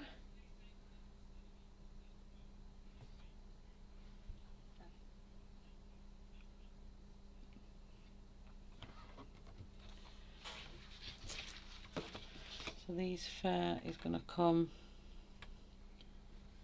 out from here and kind of go around. I'm not too bothered if I lose the whiskers because I can add. I don't think it helps that this is a tiny cat. This is like quite a small cat compared to like if I could have it on a bigger piece of paper. I'm trying to be light-handed enough that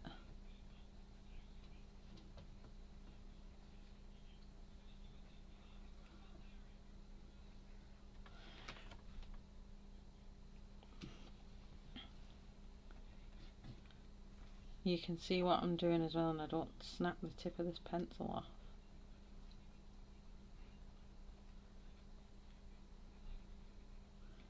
So I'm trying to do a mini version of flicking up and flicking down. And I'm going to kind of work on the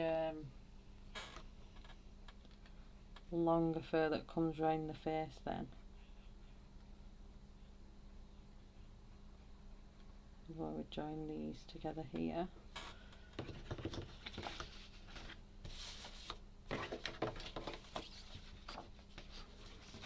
Oh.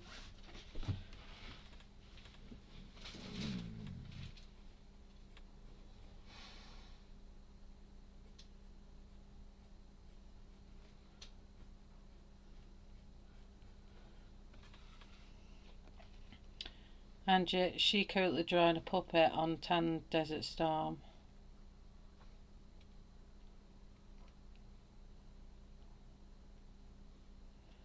Oh, thanks, Audrey. I'm not doing bad for trying what I've learned for the first time with these. So I'm trying to not fall into the whole old habits, as well as take on the new.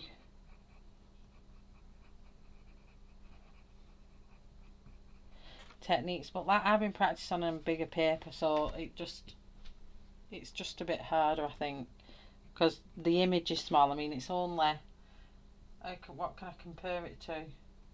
Well, we all know what how big a polychromo is, so his head is that big, and I'm trying to get detailed fur in a head that big that's like half of my thumb. What is the difference between Nina Classic Crest and Nina Exact Index? Oh.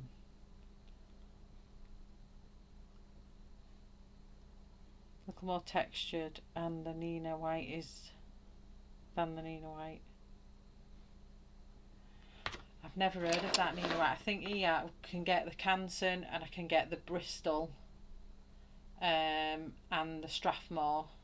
I'm not too sure what other papers I can get hold of here. So we're coming down his nose.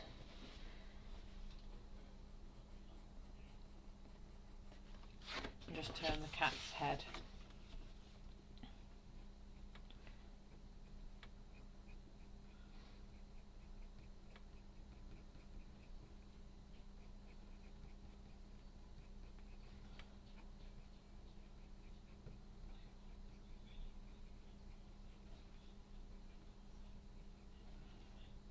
So all at the back of here is going to get darker.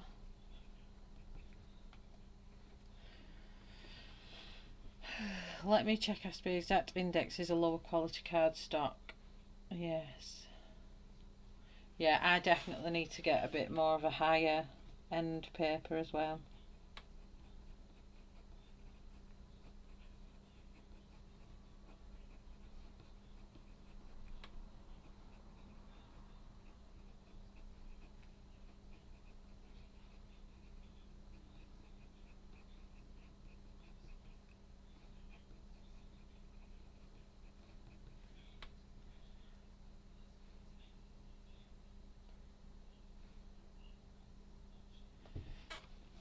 And hopefully I'm just not covering too much of my page that you can't see what I'm doing.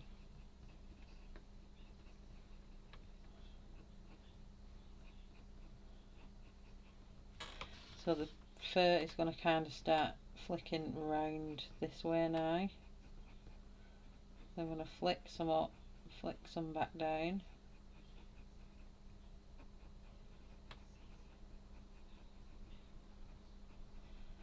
I'm going to have to see if I can get some of these stuff here. What you're talking about there. Just order, like Angie said, just order a few pieces to see if I like it. And the thing is that I don't have, we do have a art store. I might actually ring them and ask which, is there something that I can use. So these are going to get long as we get to edge of here, because these are a hair, the cat's hair around the neck of the cat.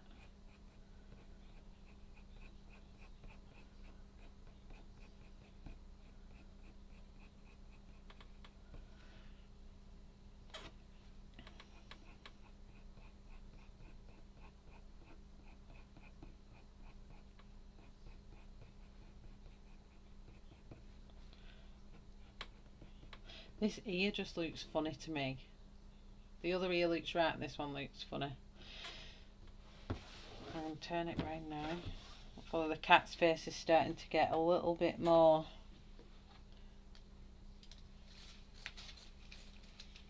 darker in colour.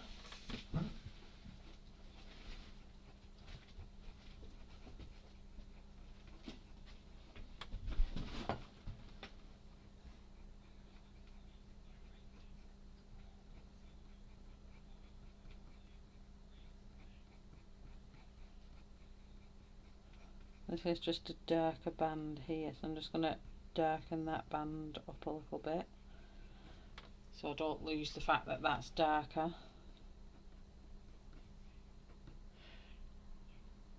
Good morning, Christine, how are you? Lurking and drinking coffee. It's 5:50 AM. Geez, that's early.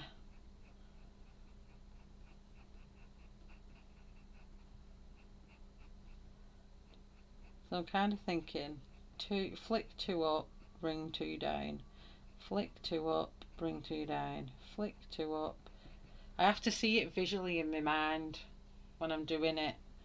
So if I flick 2 up, flick 2 down, flick 2 up, flick 2 down, flick 2 up, flick 2 down, and that's giving me that clumpy kind of flicky look that I'm after.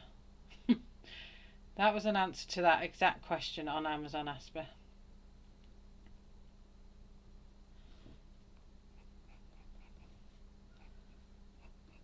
Flick 2 up, flick 2 down, flick 2 up, flick 2 down, flick 2 up, flick 2 down. So I'm going to play by that reel.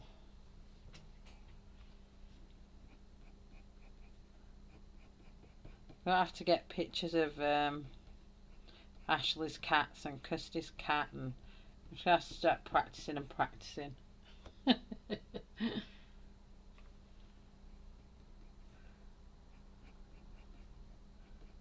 So So this cat fur is going kind of down and then up. My husband's just pulling on the drive so the dogs may get a bit wild.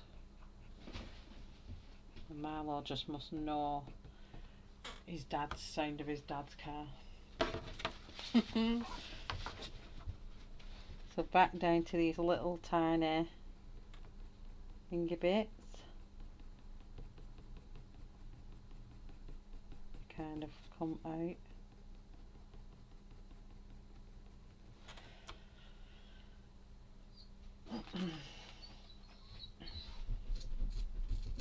It's so tiny, but I'm kind of losing the mouth as well,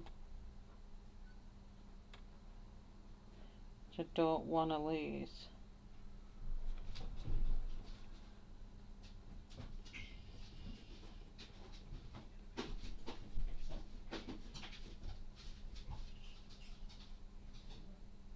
I'm just going to shade under his nose there, just so we're not losing the nose in the fur.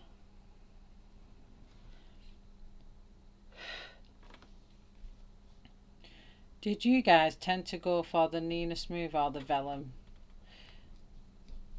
I can't answer that because I've never used any of them. I've only really used the budget paper. It's something I need to kind of start researching on, better paper and things like that. Especially if I want to start looking at more realistic fur and stuff like that. I think I'm definitely going to have to invest in some kind of higher end paper for sure.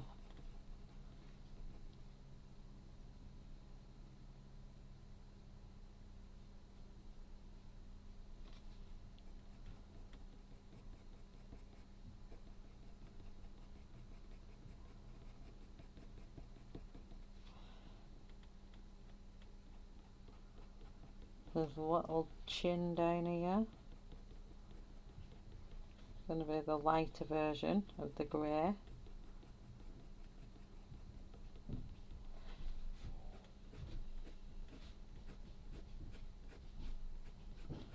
I'm going to kind of flick these longer in a bit more of a spreadoric, if that's the right word, action, where it changes to his actual fur.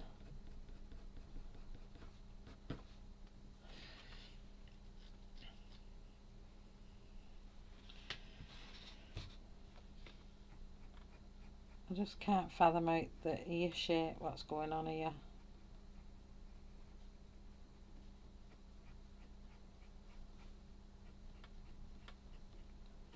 It's throwing me off a little bit, I'm not gonna lie.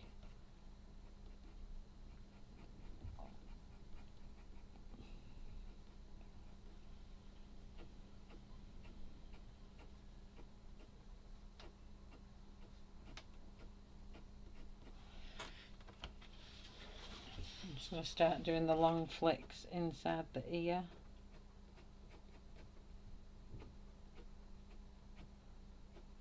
That's just going to help with the white of that fur in the ear.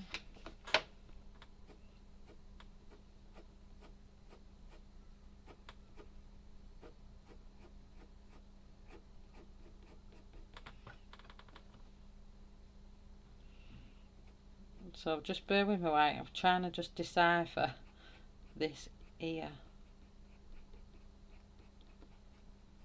and what shape is what's going on with it basically.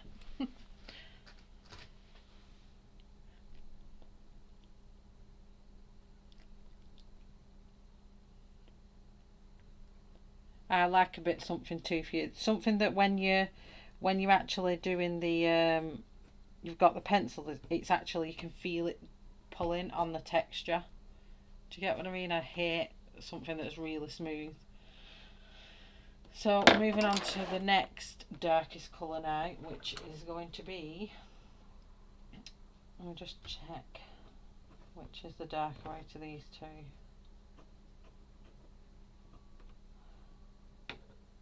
So I think dark sequin was leaking the darker of the tone. I've just broke my tip off. A nice lovely tip ready for that. So I'm going back now. We're going to build up our darker areas of the cat.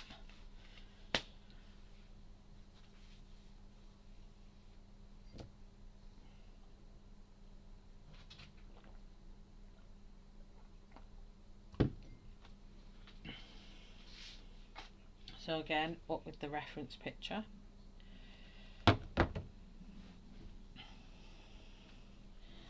So all this section we see here is going to start looking a lot darker now when I add these in, hopefully.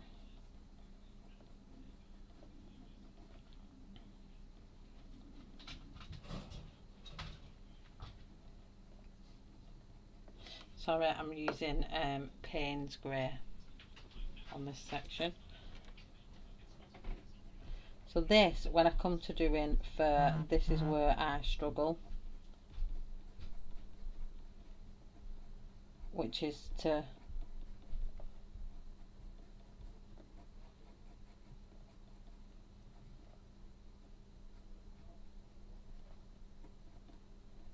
make it look dark but yet still leave enough light coming through as well.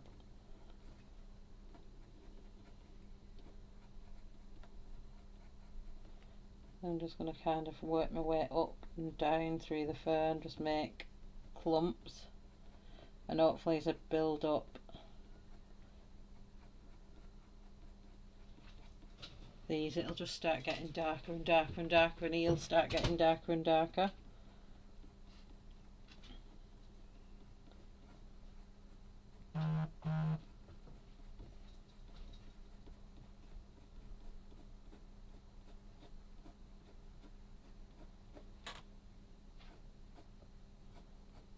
I'm just going to follow them up.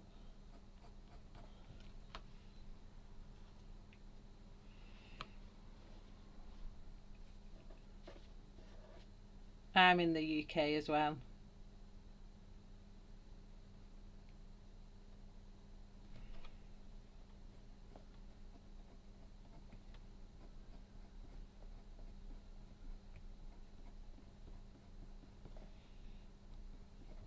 So I'm still going to add like flecks of dark in the lighter areas, but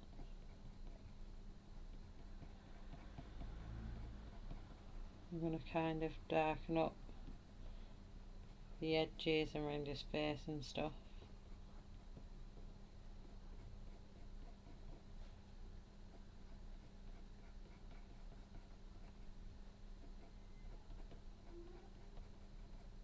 You can just see why it takes these people who do realistic art, why it takes 14-15 hours to do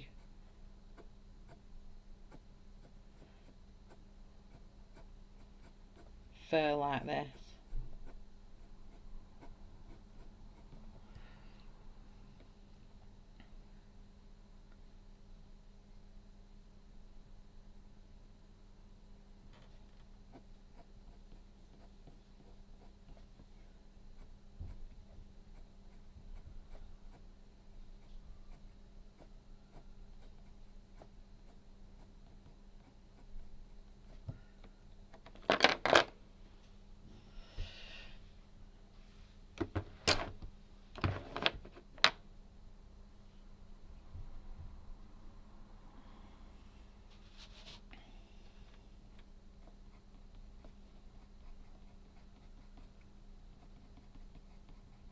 I think Ashley started work now.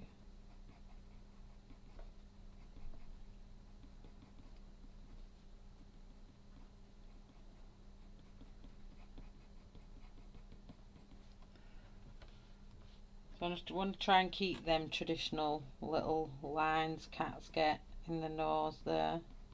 That'll come a bit more when I add the darker to it.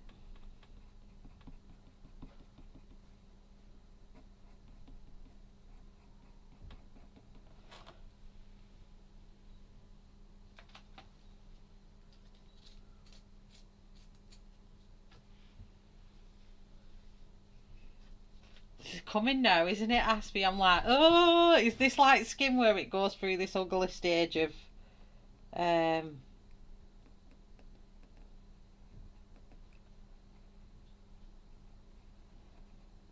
where it has a ugly looking underlayer and then it just starts forming this really nice like fur texture. I don't know.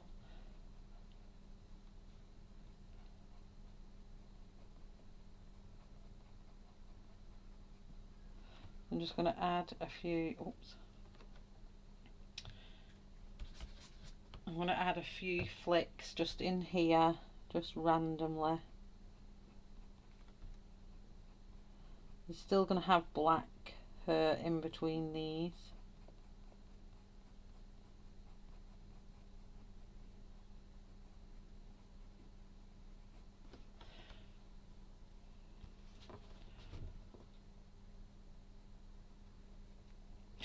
I'm feeling a little bit proud of myself actually, yeah.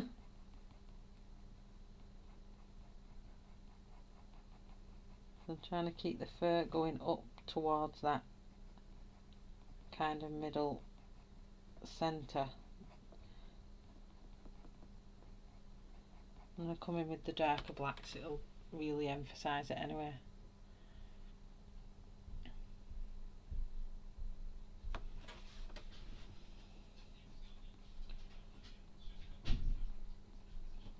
Just do a little tiny little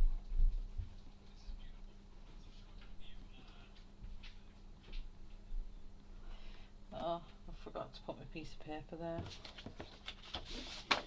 I'll go over them, the claws and stuff if I need to. I'll just do around here.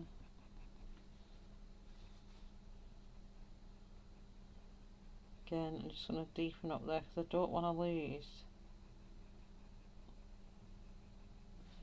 that depth to his nose, or contrast to his nose.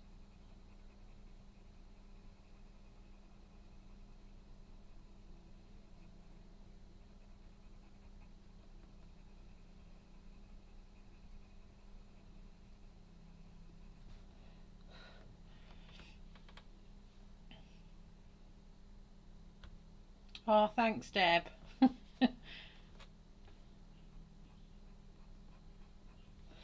I've still got to work under his nose here. So I'll just go over them where I've just put that shadow in. I'm just making sure I'm doing like miniature going up flicks and miniature coming down flicks.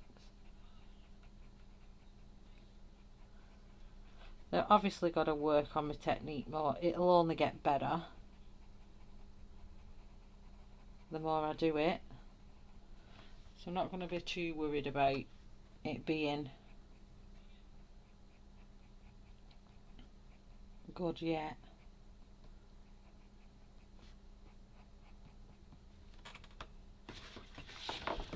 I'm going to have to go this way.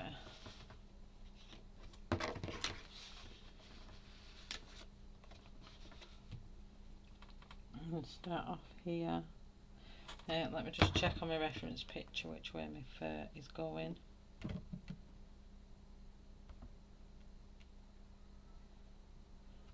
So this kind of clusters up here, going upwards.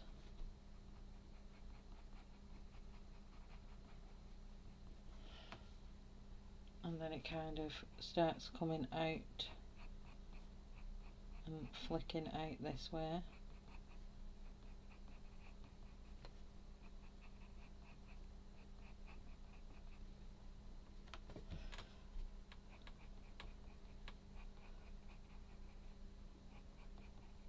I don't know what it is, I feel like I can do this side better than I can do that side. Oh, Angie, you're an absolute star.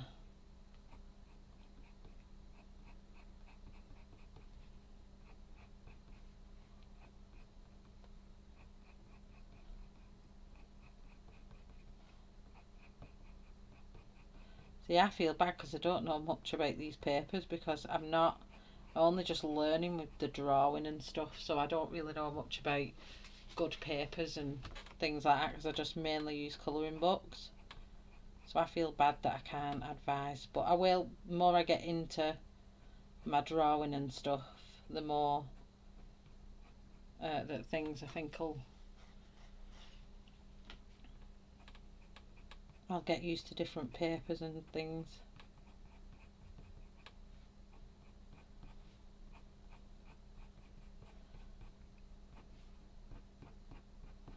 I think I need to stop holding back from it as well and just kind of going with it. I'm kind of like, ooh.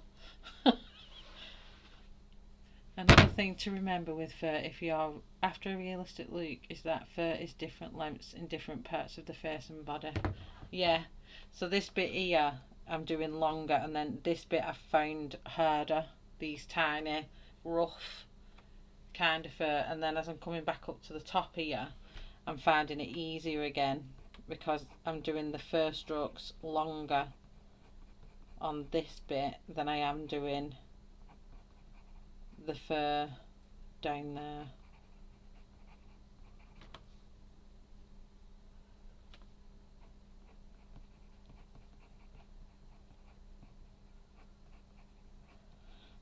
And don't forget everyone, Angie also does have a channel. So please go along and subscribe to her channel as well. Angie is out there, puts colouring videos out there. So she's giving you all this amazing information, but she also has a channel.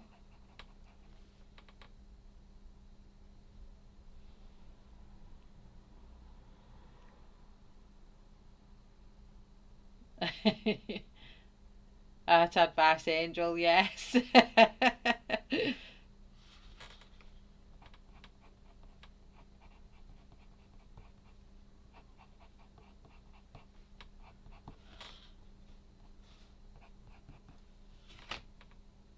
I just feel like I can get the fur looking better on this side of the page than I can on the other side of the page. I just think it's because that's a different funny angle.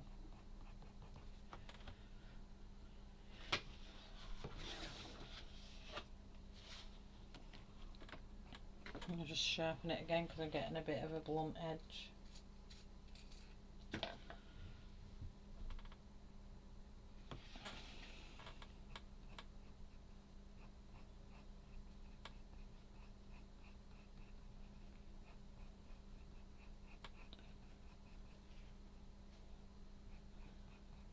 So I'm going to just double check which way this fur is going, the length of it. So it stays predominantly short hair, and then here it starts getting wispier and longer. So here we've got all our short bits around the eye.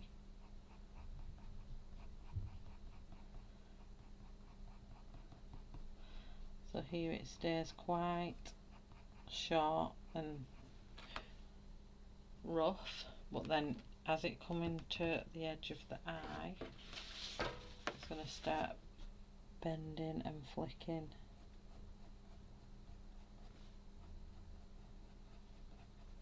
This way.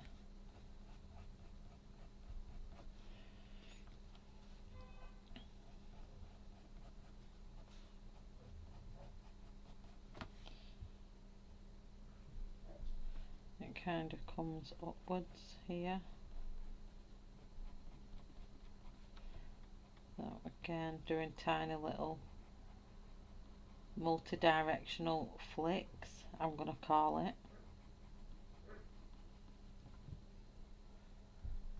Strathmore have a great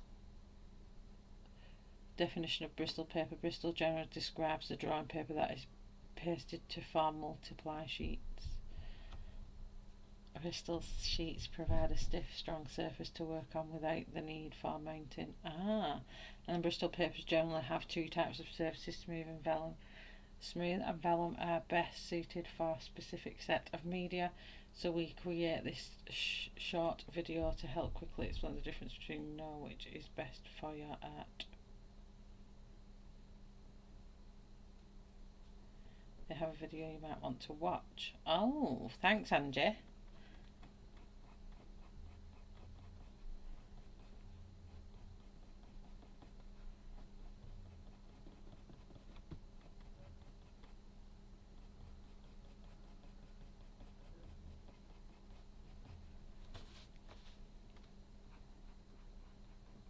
You're a little star.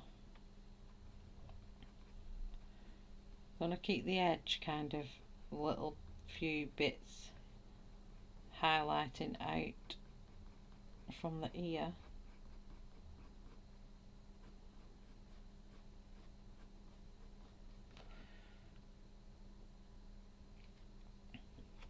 And then I'm going to be adding some caput mortuum into this fur in a minute.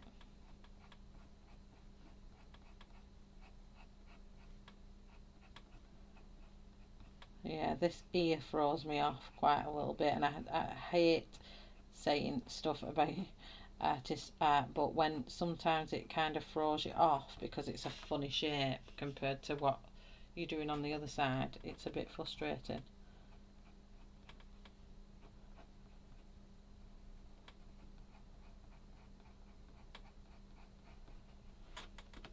So before I move back onto, I'm just going to put a bit in the bottom of here. Black cats, I think, are the hardest to do. I honestly do. But the first come in, it is coming. But I'm going to go to caput mortuum, and I'm going to add some brown strokes through this fur. So I'm using, let me just put that on camera, caput mortuum.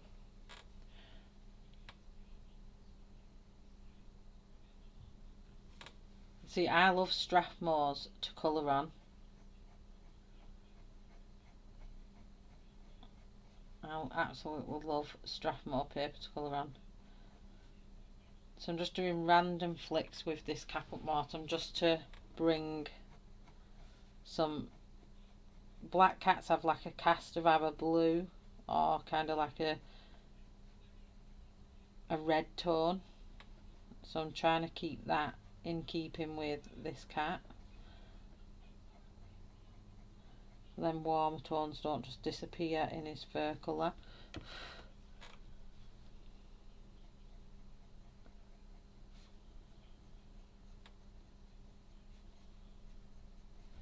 It's like my dogs have the same, the jet black, and they have this like autumn type of auburny cast.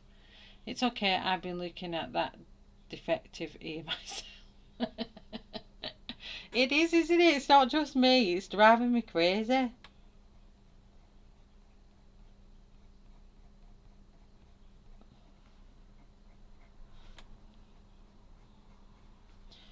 So yeah, we're going to add these in.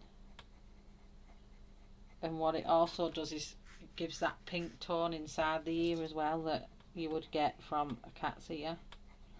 I'll add the cinnamon in again as well.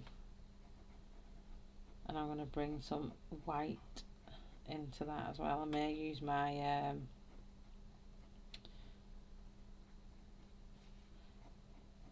I might use my luminous white in that. Luminance, not luminous. So any white space I'm kind of just covering it over with this, apart from my grey bits in the thing. So I'm just going to put this in between where it's dark. So it's got a nice warm red undertone underneath before we put the two darkest, because we've only got the two. It's going to start coming out looking more black now.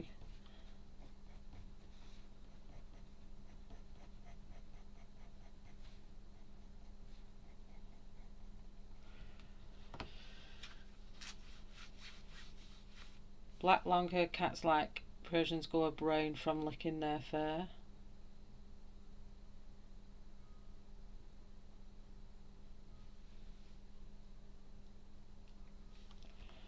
bright yellow cover. Oh, that sounds familiar. I've not done his nose yet as well. I will do his nose. So now we're going to move on to dark sepia. And again, with my reference photo up, we're going to concentrate on the really dark. See, now it's not really letting me put much on. I can feel it sliding rather than going into the tooth of the paper. It's more sliding.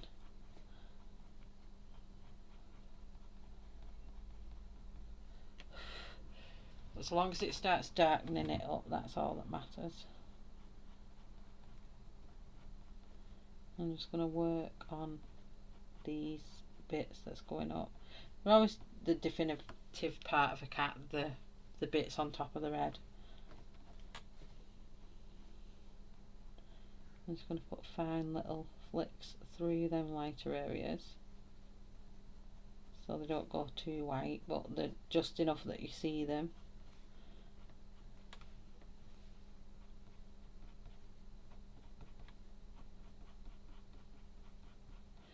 It's funny because you're all now part of my learning process with me.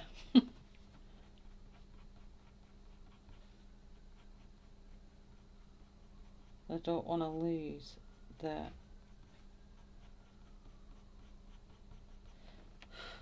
texture that we're creating. This is a very long process, my gosh.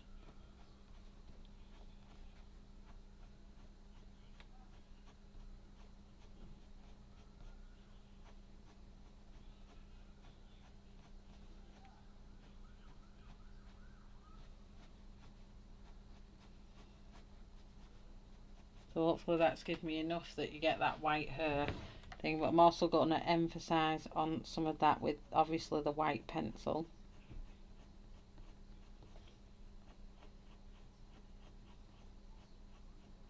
And when I do the black, it should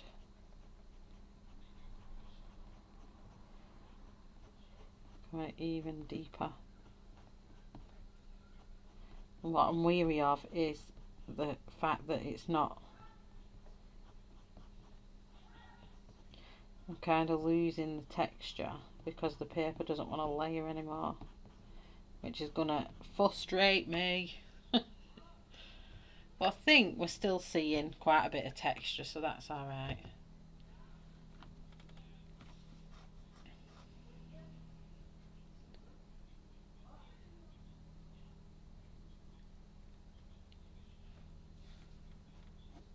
Oh, thanks, Angie. So I'm kind of just trying to make these blend in there, but enough that you can still see the tabby marking on the head, but they're just fading into it a bit. Because when I come to put the black in between, it should then deepen it up.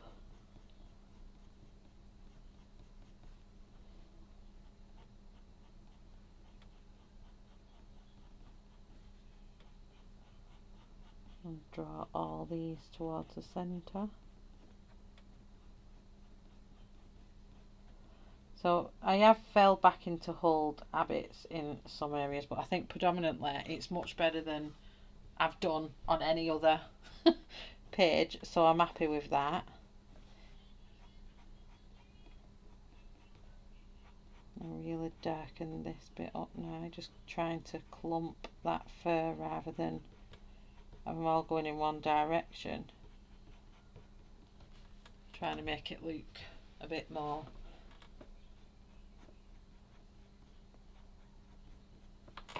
clumped. It looks like a black cat.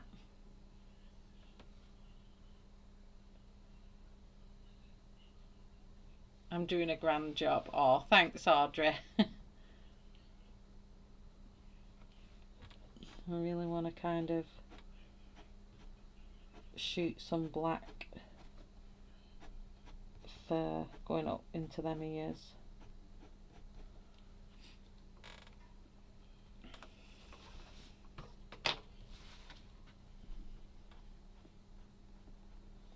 The only thing I say I'm struggling with, I think, is this short hair around here and defining it between the... I think that's where I'm not breaking old habits, and I need to concentrate a bit more on that technique.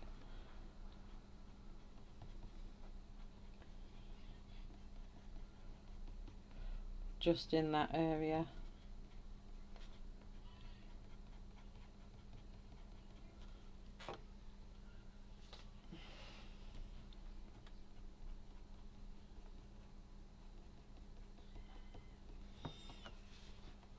Right, how does his mouth disappear on the reference photo?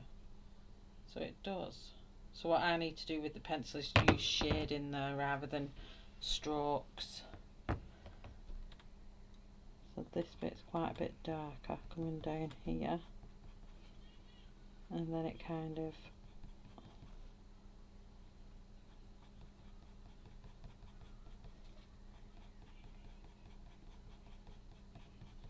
shapes off and then starts going back up.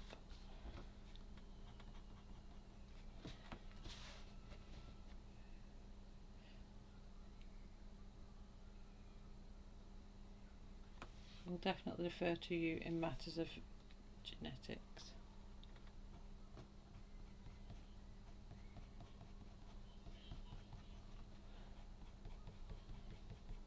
Now some people do use blue in the black cats, can do that if you want, but I wanted to do a warmer base tone rather than a cooler base. Tell you what, doing fur does a number on your finger. Oh, it's hurting me, it feels like I'm burning.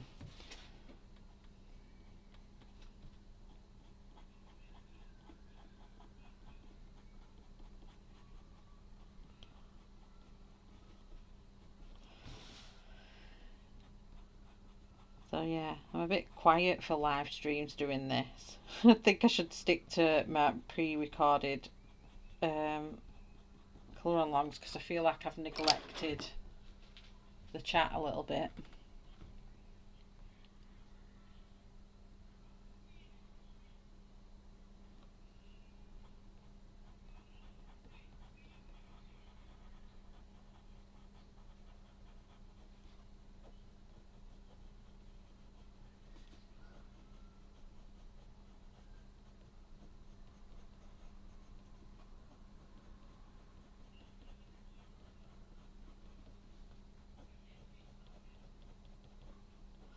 But yeah, fur is something I'm determined to overcome.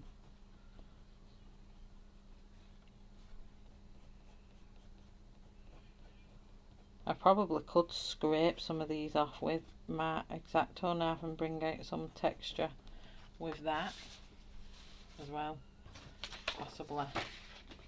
So I'm coming up here now, so his fur's a little bit longer. I'm going to come up and down.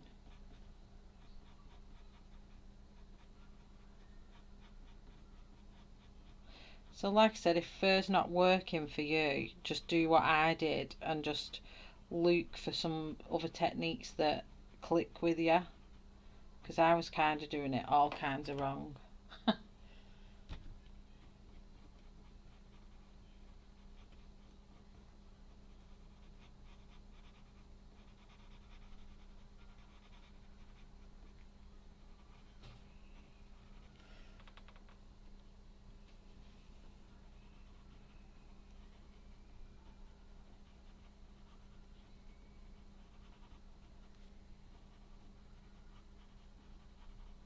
So I'm just going up and down here, up for some and then down for some, and then seeing what it creates.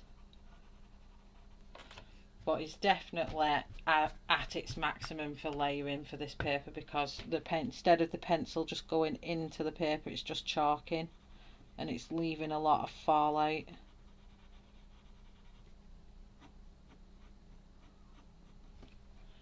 So it's definitely coming to the end of its kind of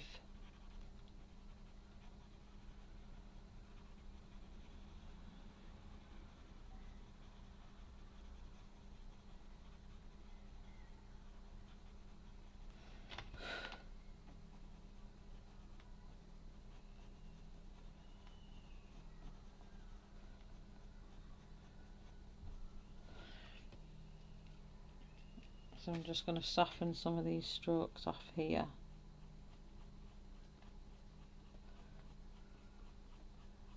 Just by flicking upwards.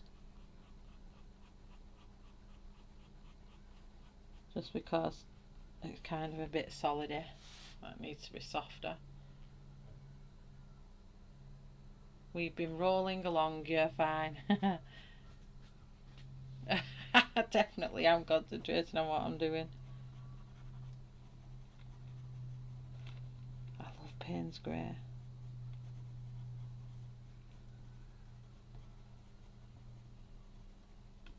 But yeah, I would definitely, if I'm doing realistic cat again, I think I would do it on a better piece of paper, on a better branded paper.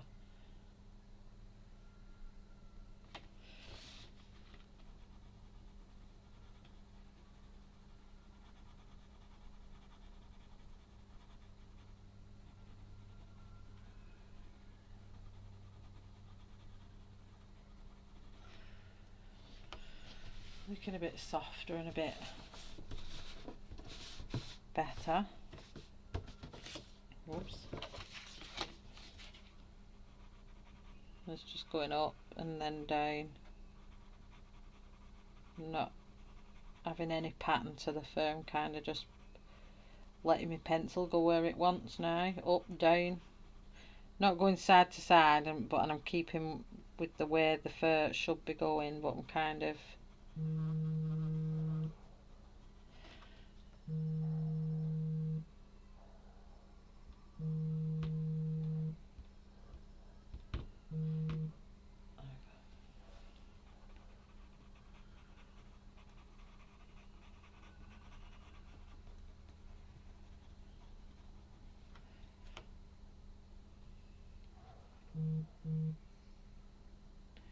that will take you to Ian Tyne's 8 different fur types tutorials if anyone's yeah, I've seen that and I wanted to have a look at that. She does a lion fur as well. The different types of fur that you've got to do to create a lion fur. Oh, I'm honestly, I'm so glad I found her because she's amazing. And she does a little hedgehog as well. So what I'm doing with this, I've softened off my pressure and I'm not flicking as hard as I did, but I'm still doing that same motion as flicking, but I've took the point away, so I'm kind of shading as well as keeping that clump effect that a cat hair does, but kind of, do you get what I mean? And it's building up that darkness without, and I'm only doing this, I'm adapting it because the layering ability's gone in the paper, so I'm just literally gonna shade it and use the flicking textures that I've done in the previous layers, kind of my flicks, but just darkening it up with this because I don't think I can get any more flicking out of it if I tried now. So these I'm just darkening up that tabby effect there. Do a bit more here. I need to bring the black into it as well. And then we need to do that nose. So I'm going to sharpen it to go around the ear in a second. I just want to make sure I've got everywhere, but I'm getting quite a lot of bloom on it now. I don't know if you can see the bloom, but and it does look, I mean the light makes it look, my light makes it look, it's quite a dark cat if I knock the light off it, but the camera keeps adjusting it and making it brighter, so I'm trying to show you what he looks like. It's quite a dark cat there. I'm just going to sharpen it, do the ear, and then we've got to do a bit of the black, and I'm probably going to use the true black as more of a shadowing colour rather than more flicking.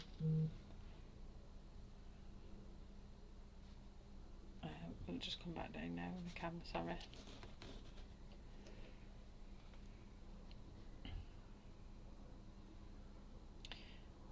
You might get more layers if you allowed the surface to cool. I'm wondering if I put some alcohol marker on it, blending, you know, and but I don't know if it would blend it too much.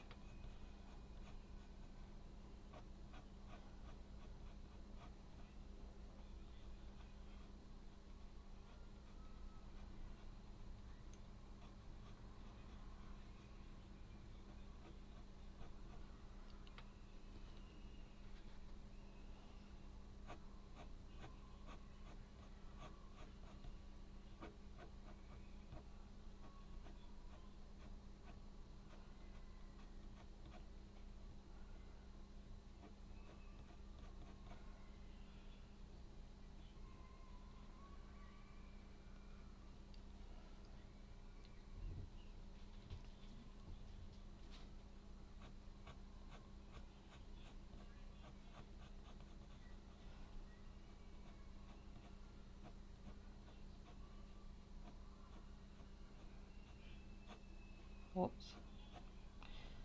That's what happens when you get a bit too... I put a line in there completely the wrong direction.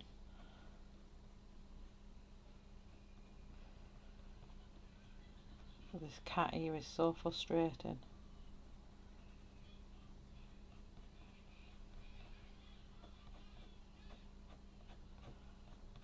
I don't know what's going on with it. I think that's what's throwing me off with this ear. I can't get it as nice as this ear. Because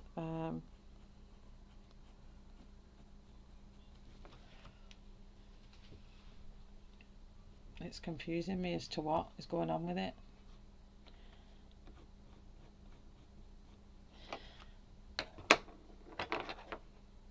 Okay, I just want to come back with cinnamon now. Hi Connie, how are you? Oh, thank you very much. I'm nearly finished. I'm not streaming over anyone, am I? I didn't realise what time it was. Connie, what time are you on? Are you on today?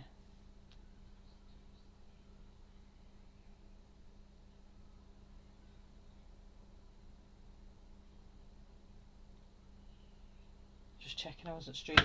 I am. I'm literally nearly finished. So this is cinnamon. And then I'm going to kind of bring this in as kind of like in between it. You can see some of the cat's skin.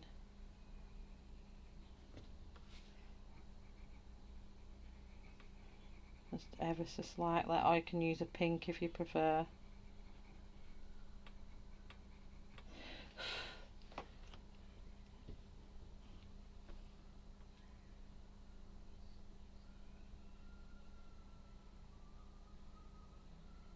Too much friction, yeah.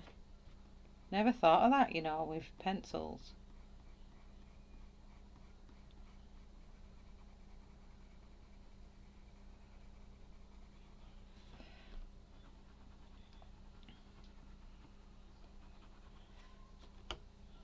So I just need to finish off the nose. I want to get some, I don't think my charcoal pencil will work. I'm just going to check if it will or not, but I doubt it will.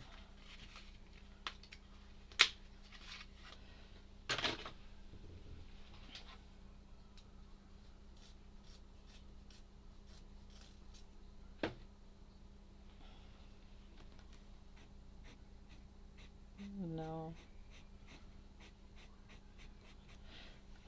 No, it's not working, so I'll do that with another one later. So what I'm going to do now, just underneath his mouth with the black. I'm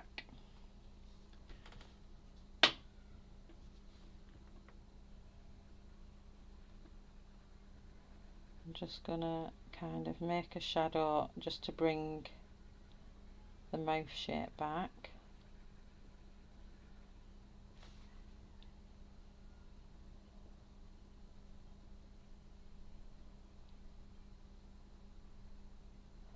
And again the nose shape.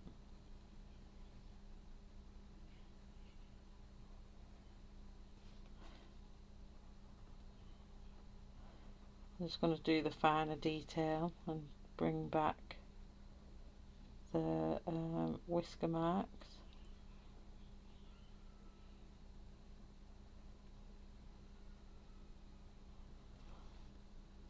Colour too big for this cat.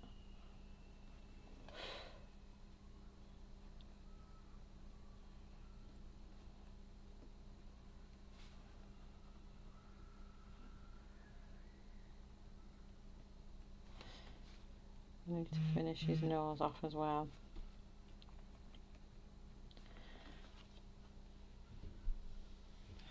It's a bit better. So let's just deepen up some of his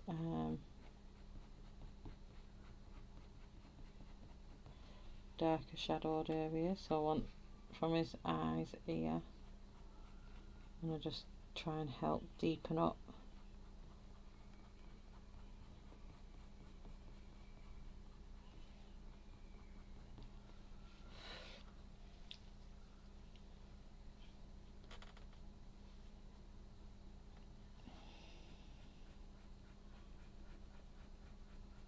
Just lightly going over them white markings there.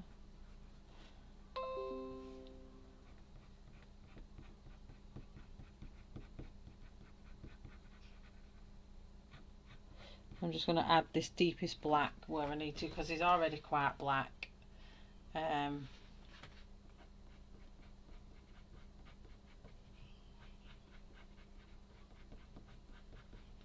Just add in where I feel it needs it.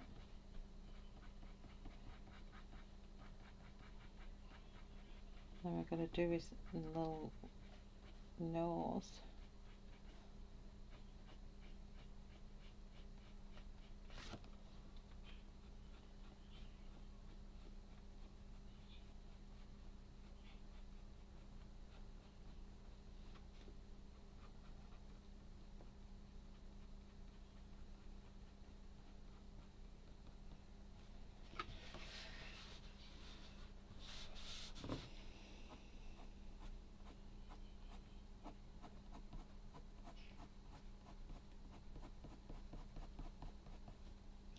And I don't know what's going on with that here.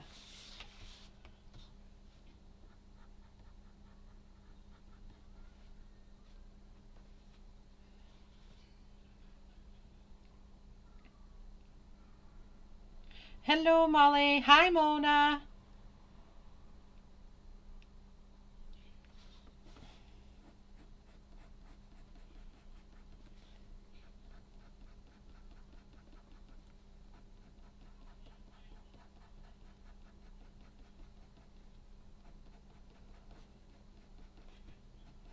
Just building up just this edge with the black really now, just softening it off. Quite a bit of white space showing, which is what I don't want.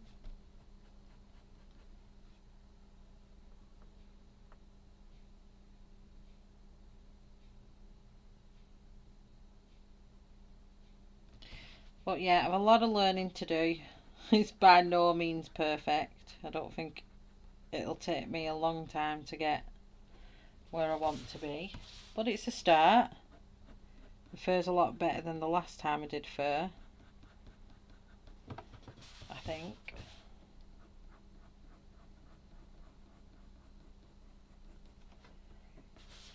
So let's just go back and do his little nose, my frame.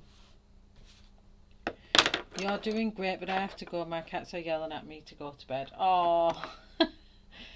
So back with cinnamon. I'm just going to put this down first, just on the very edge like we did before. And then again back down here for that bottom lip.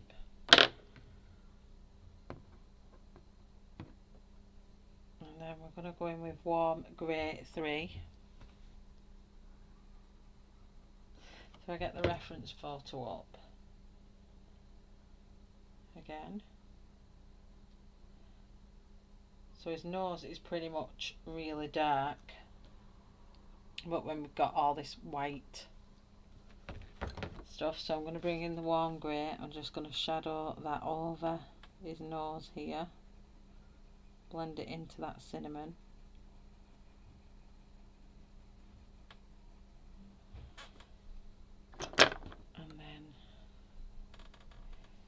with the black. I'm going to kind of bring a little line up there.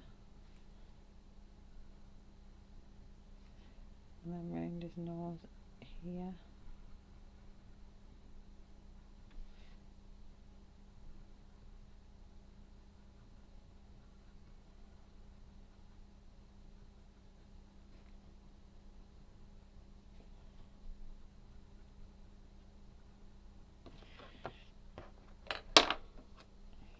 Then we're coming in with warm grey 5.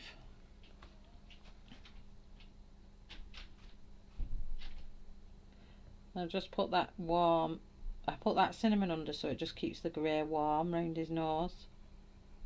We kind of don't lose that.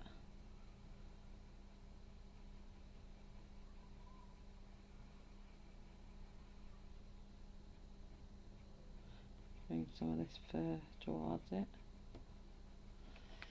Scared I'm going to lose his nose.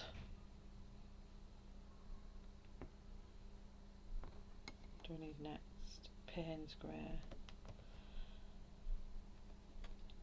So here, I want to kind of bring this Payne's grey out. But I'm going to scribble or scumble kind of the pencil around the top edge of his nose, because I need to keep that highlight with the lighter greys on his nose. Again, if I had a bigger space to work on his nose a bit better, because I feel like I'm losing his nose rather than colouring it.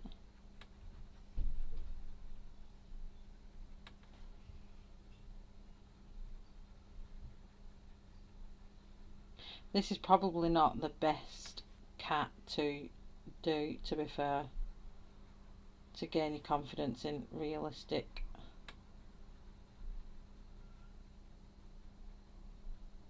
colouring.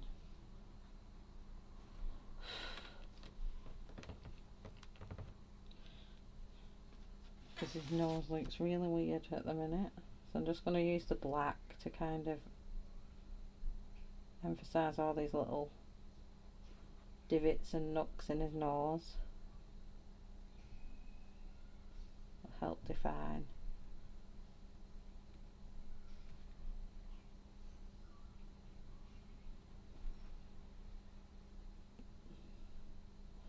I suppose you could use like your rubber, your eraser.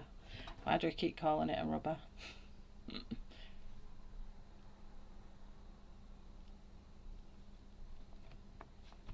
Oh, thanks, Connie. And you have lots of cats, so it's nice coming from you that it looks like a cat.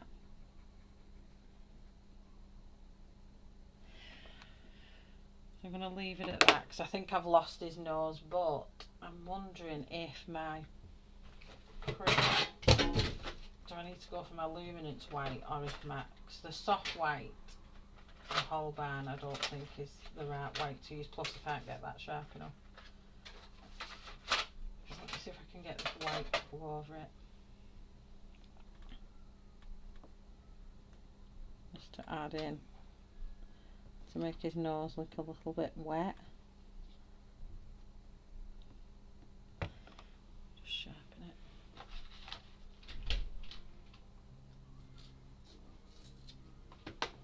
And then I think I'm done for the face of the cat on that. Need to run. I'll have a great day and evening. Oh, thanks Deb, thanks for coming watching. And then I'm just going to add in, this is a Prismacolor white. I'm just going to highlight some of them little areas again.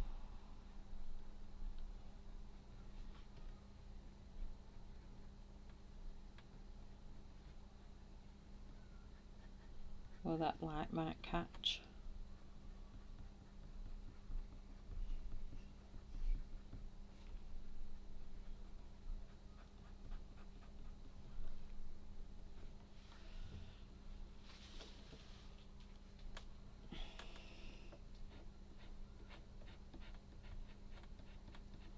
Yeah, but I think I think it's a good attempt.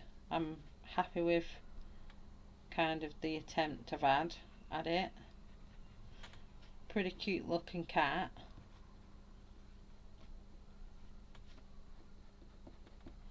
I just need more practice, and that is fine. There's nothing wrong with needing more practice.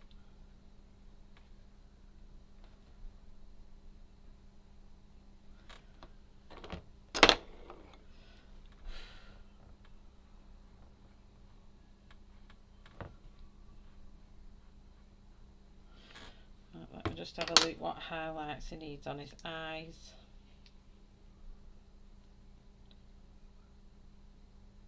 So he's got, we need a really tiny, I have no idea where my real, I think this is my really tiny one, because I think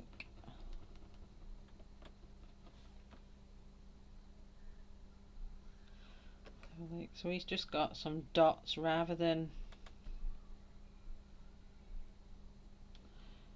and then this eye, he's just got tiny little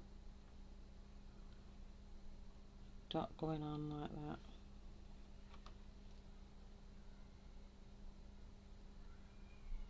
Oh, thanks, Angie. And I'm just going to literally pop a few little flecks.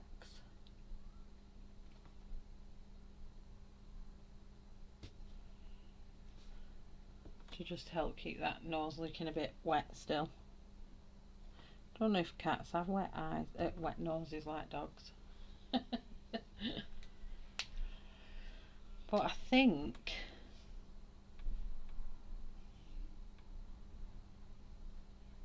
don't know if I should do that or not.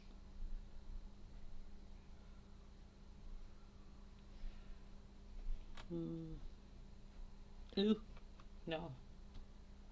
Get off. No, I'm not messing around. I think it'll just ruin it. So I think that's stream for today. Thank you for coming. I'm sorry I was late, but it is normally 10:30. I stream on a Tuesday, but let me just get my focus right because it just doesn't look quite.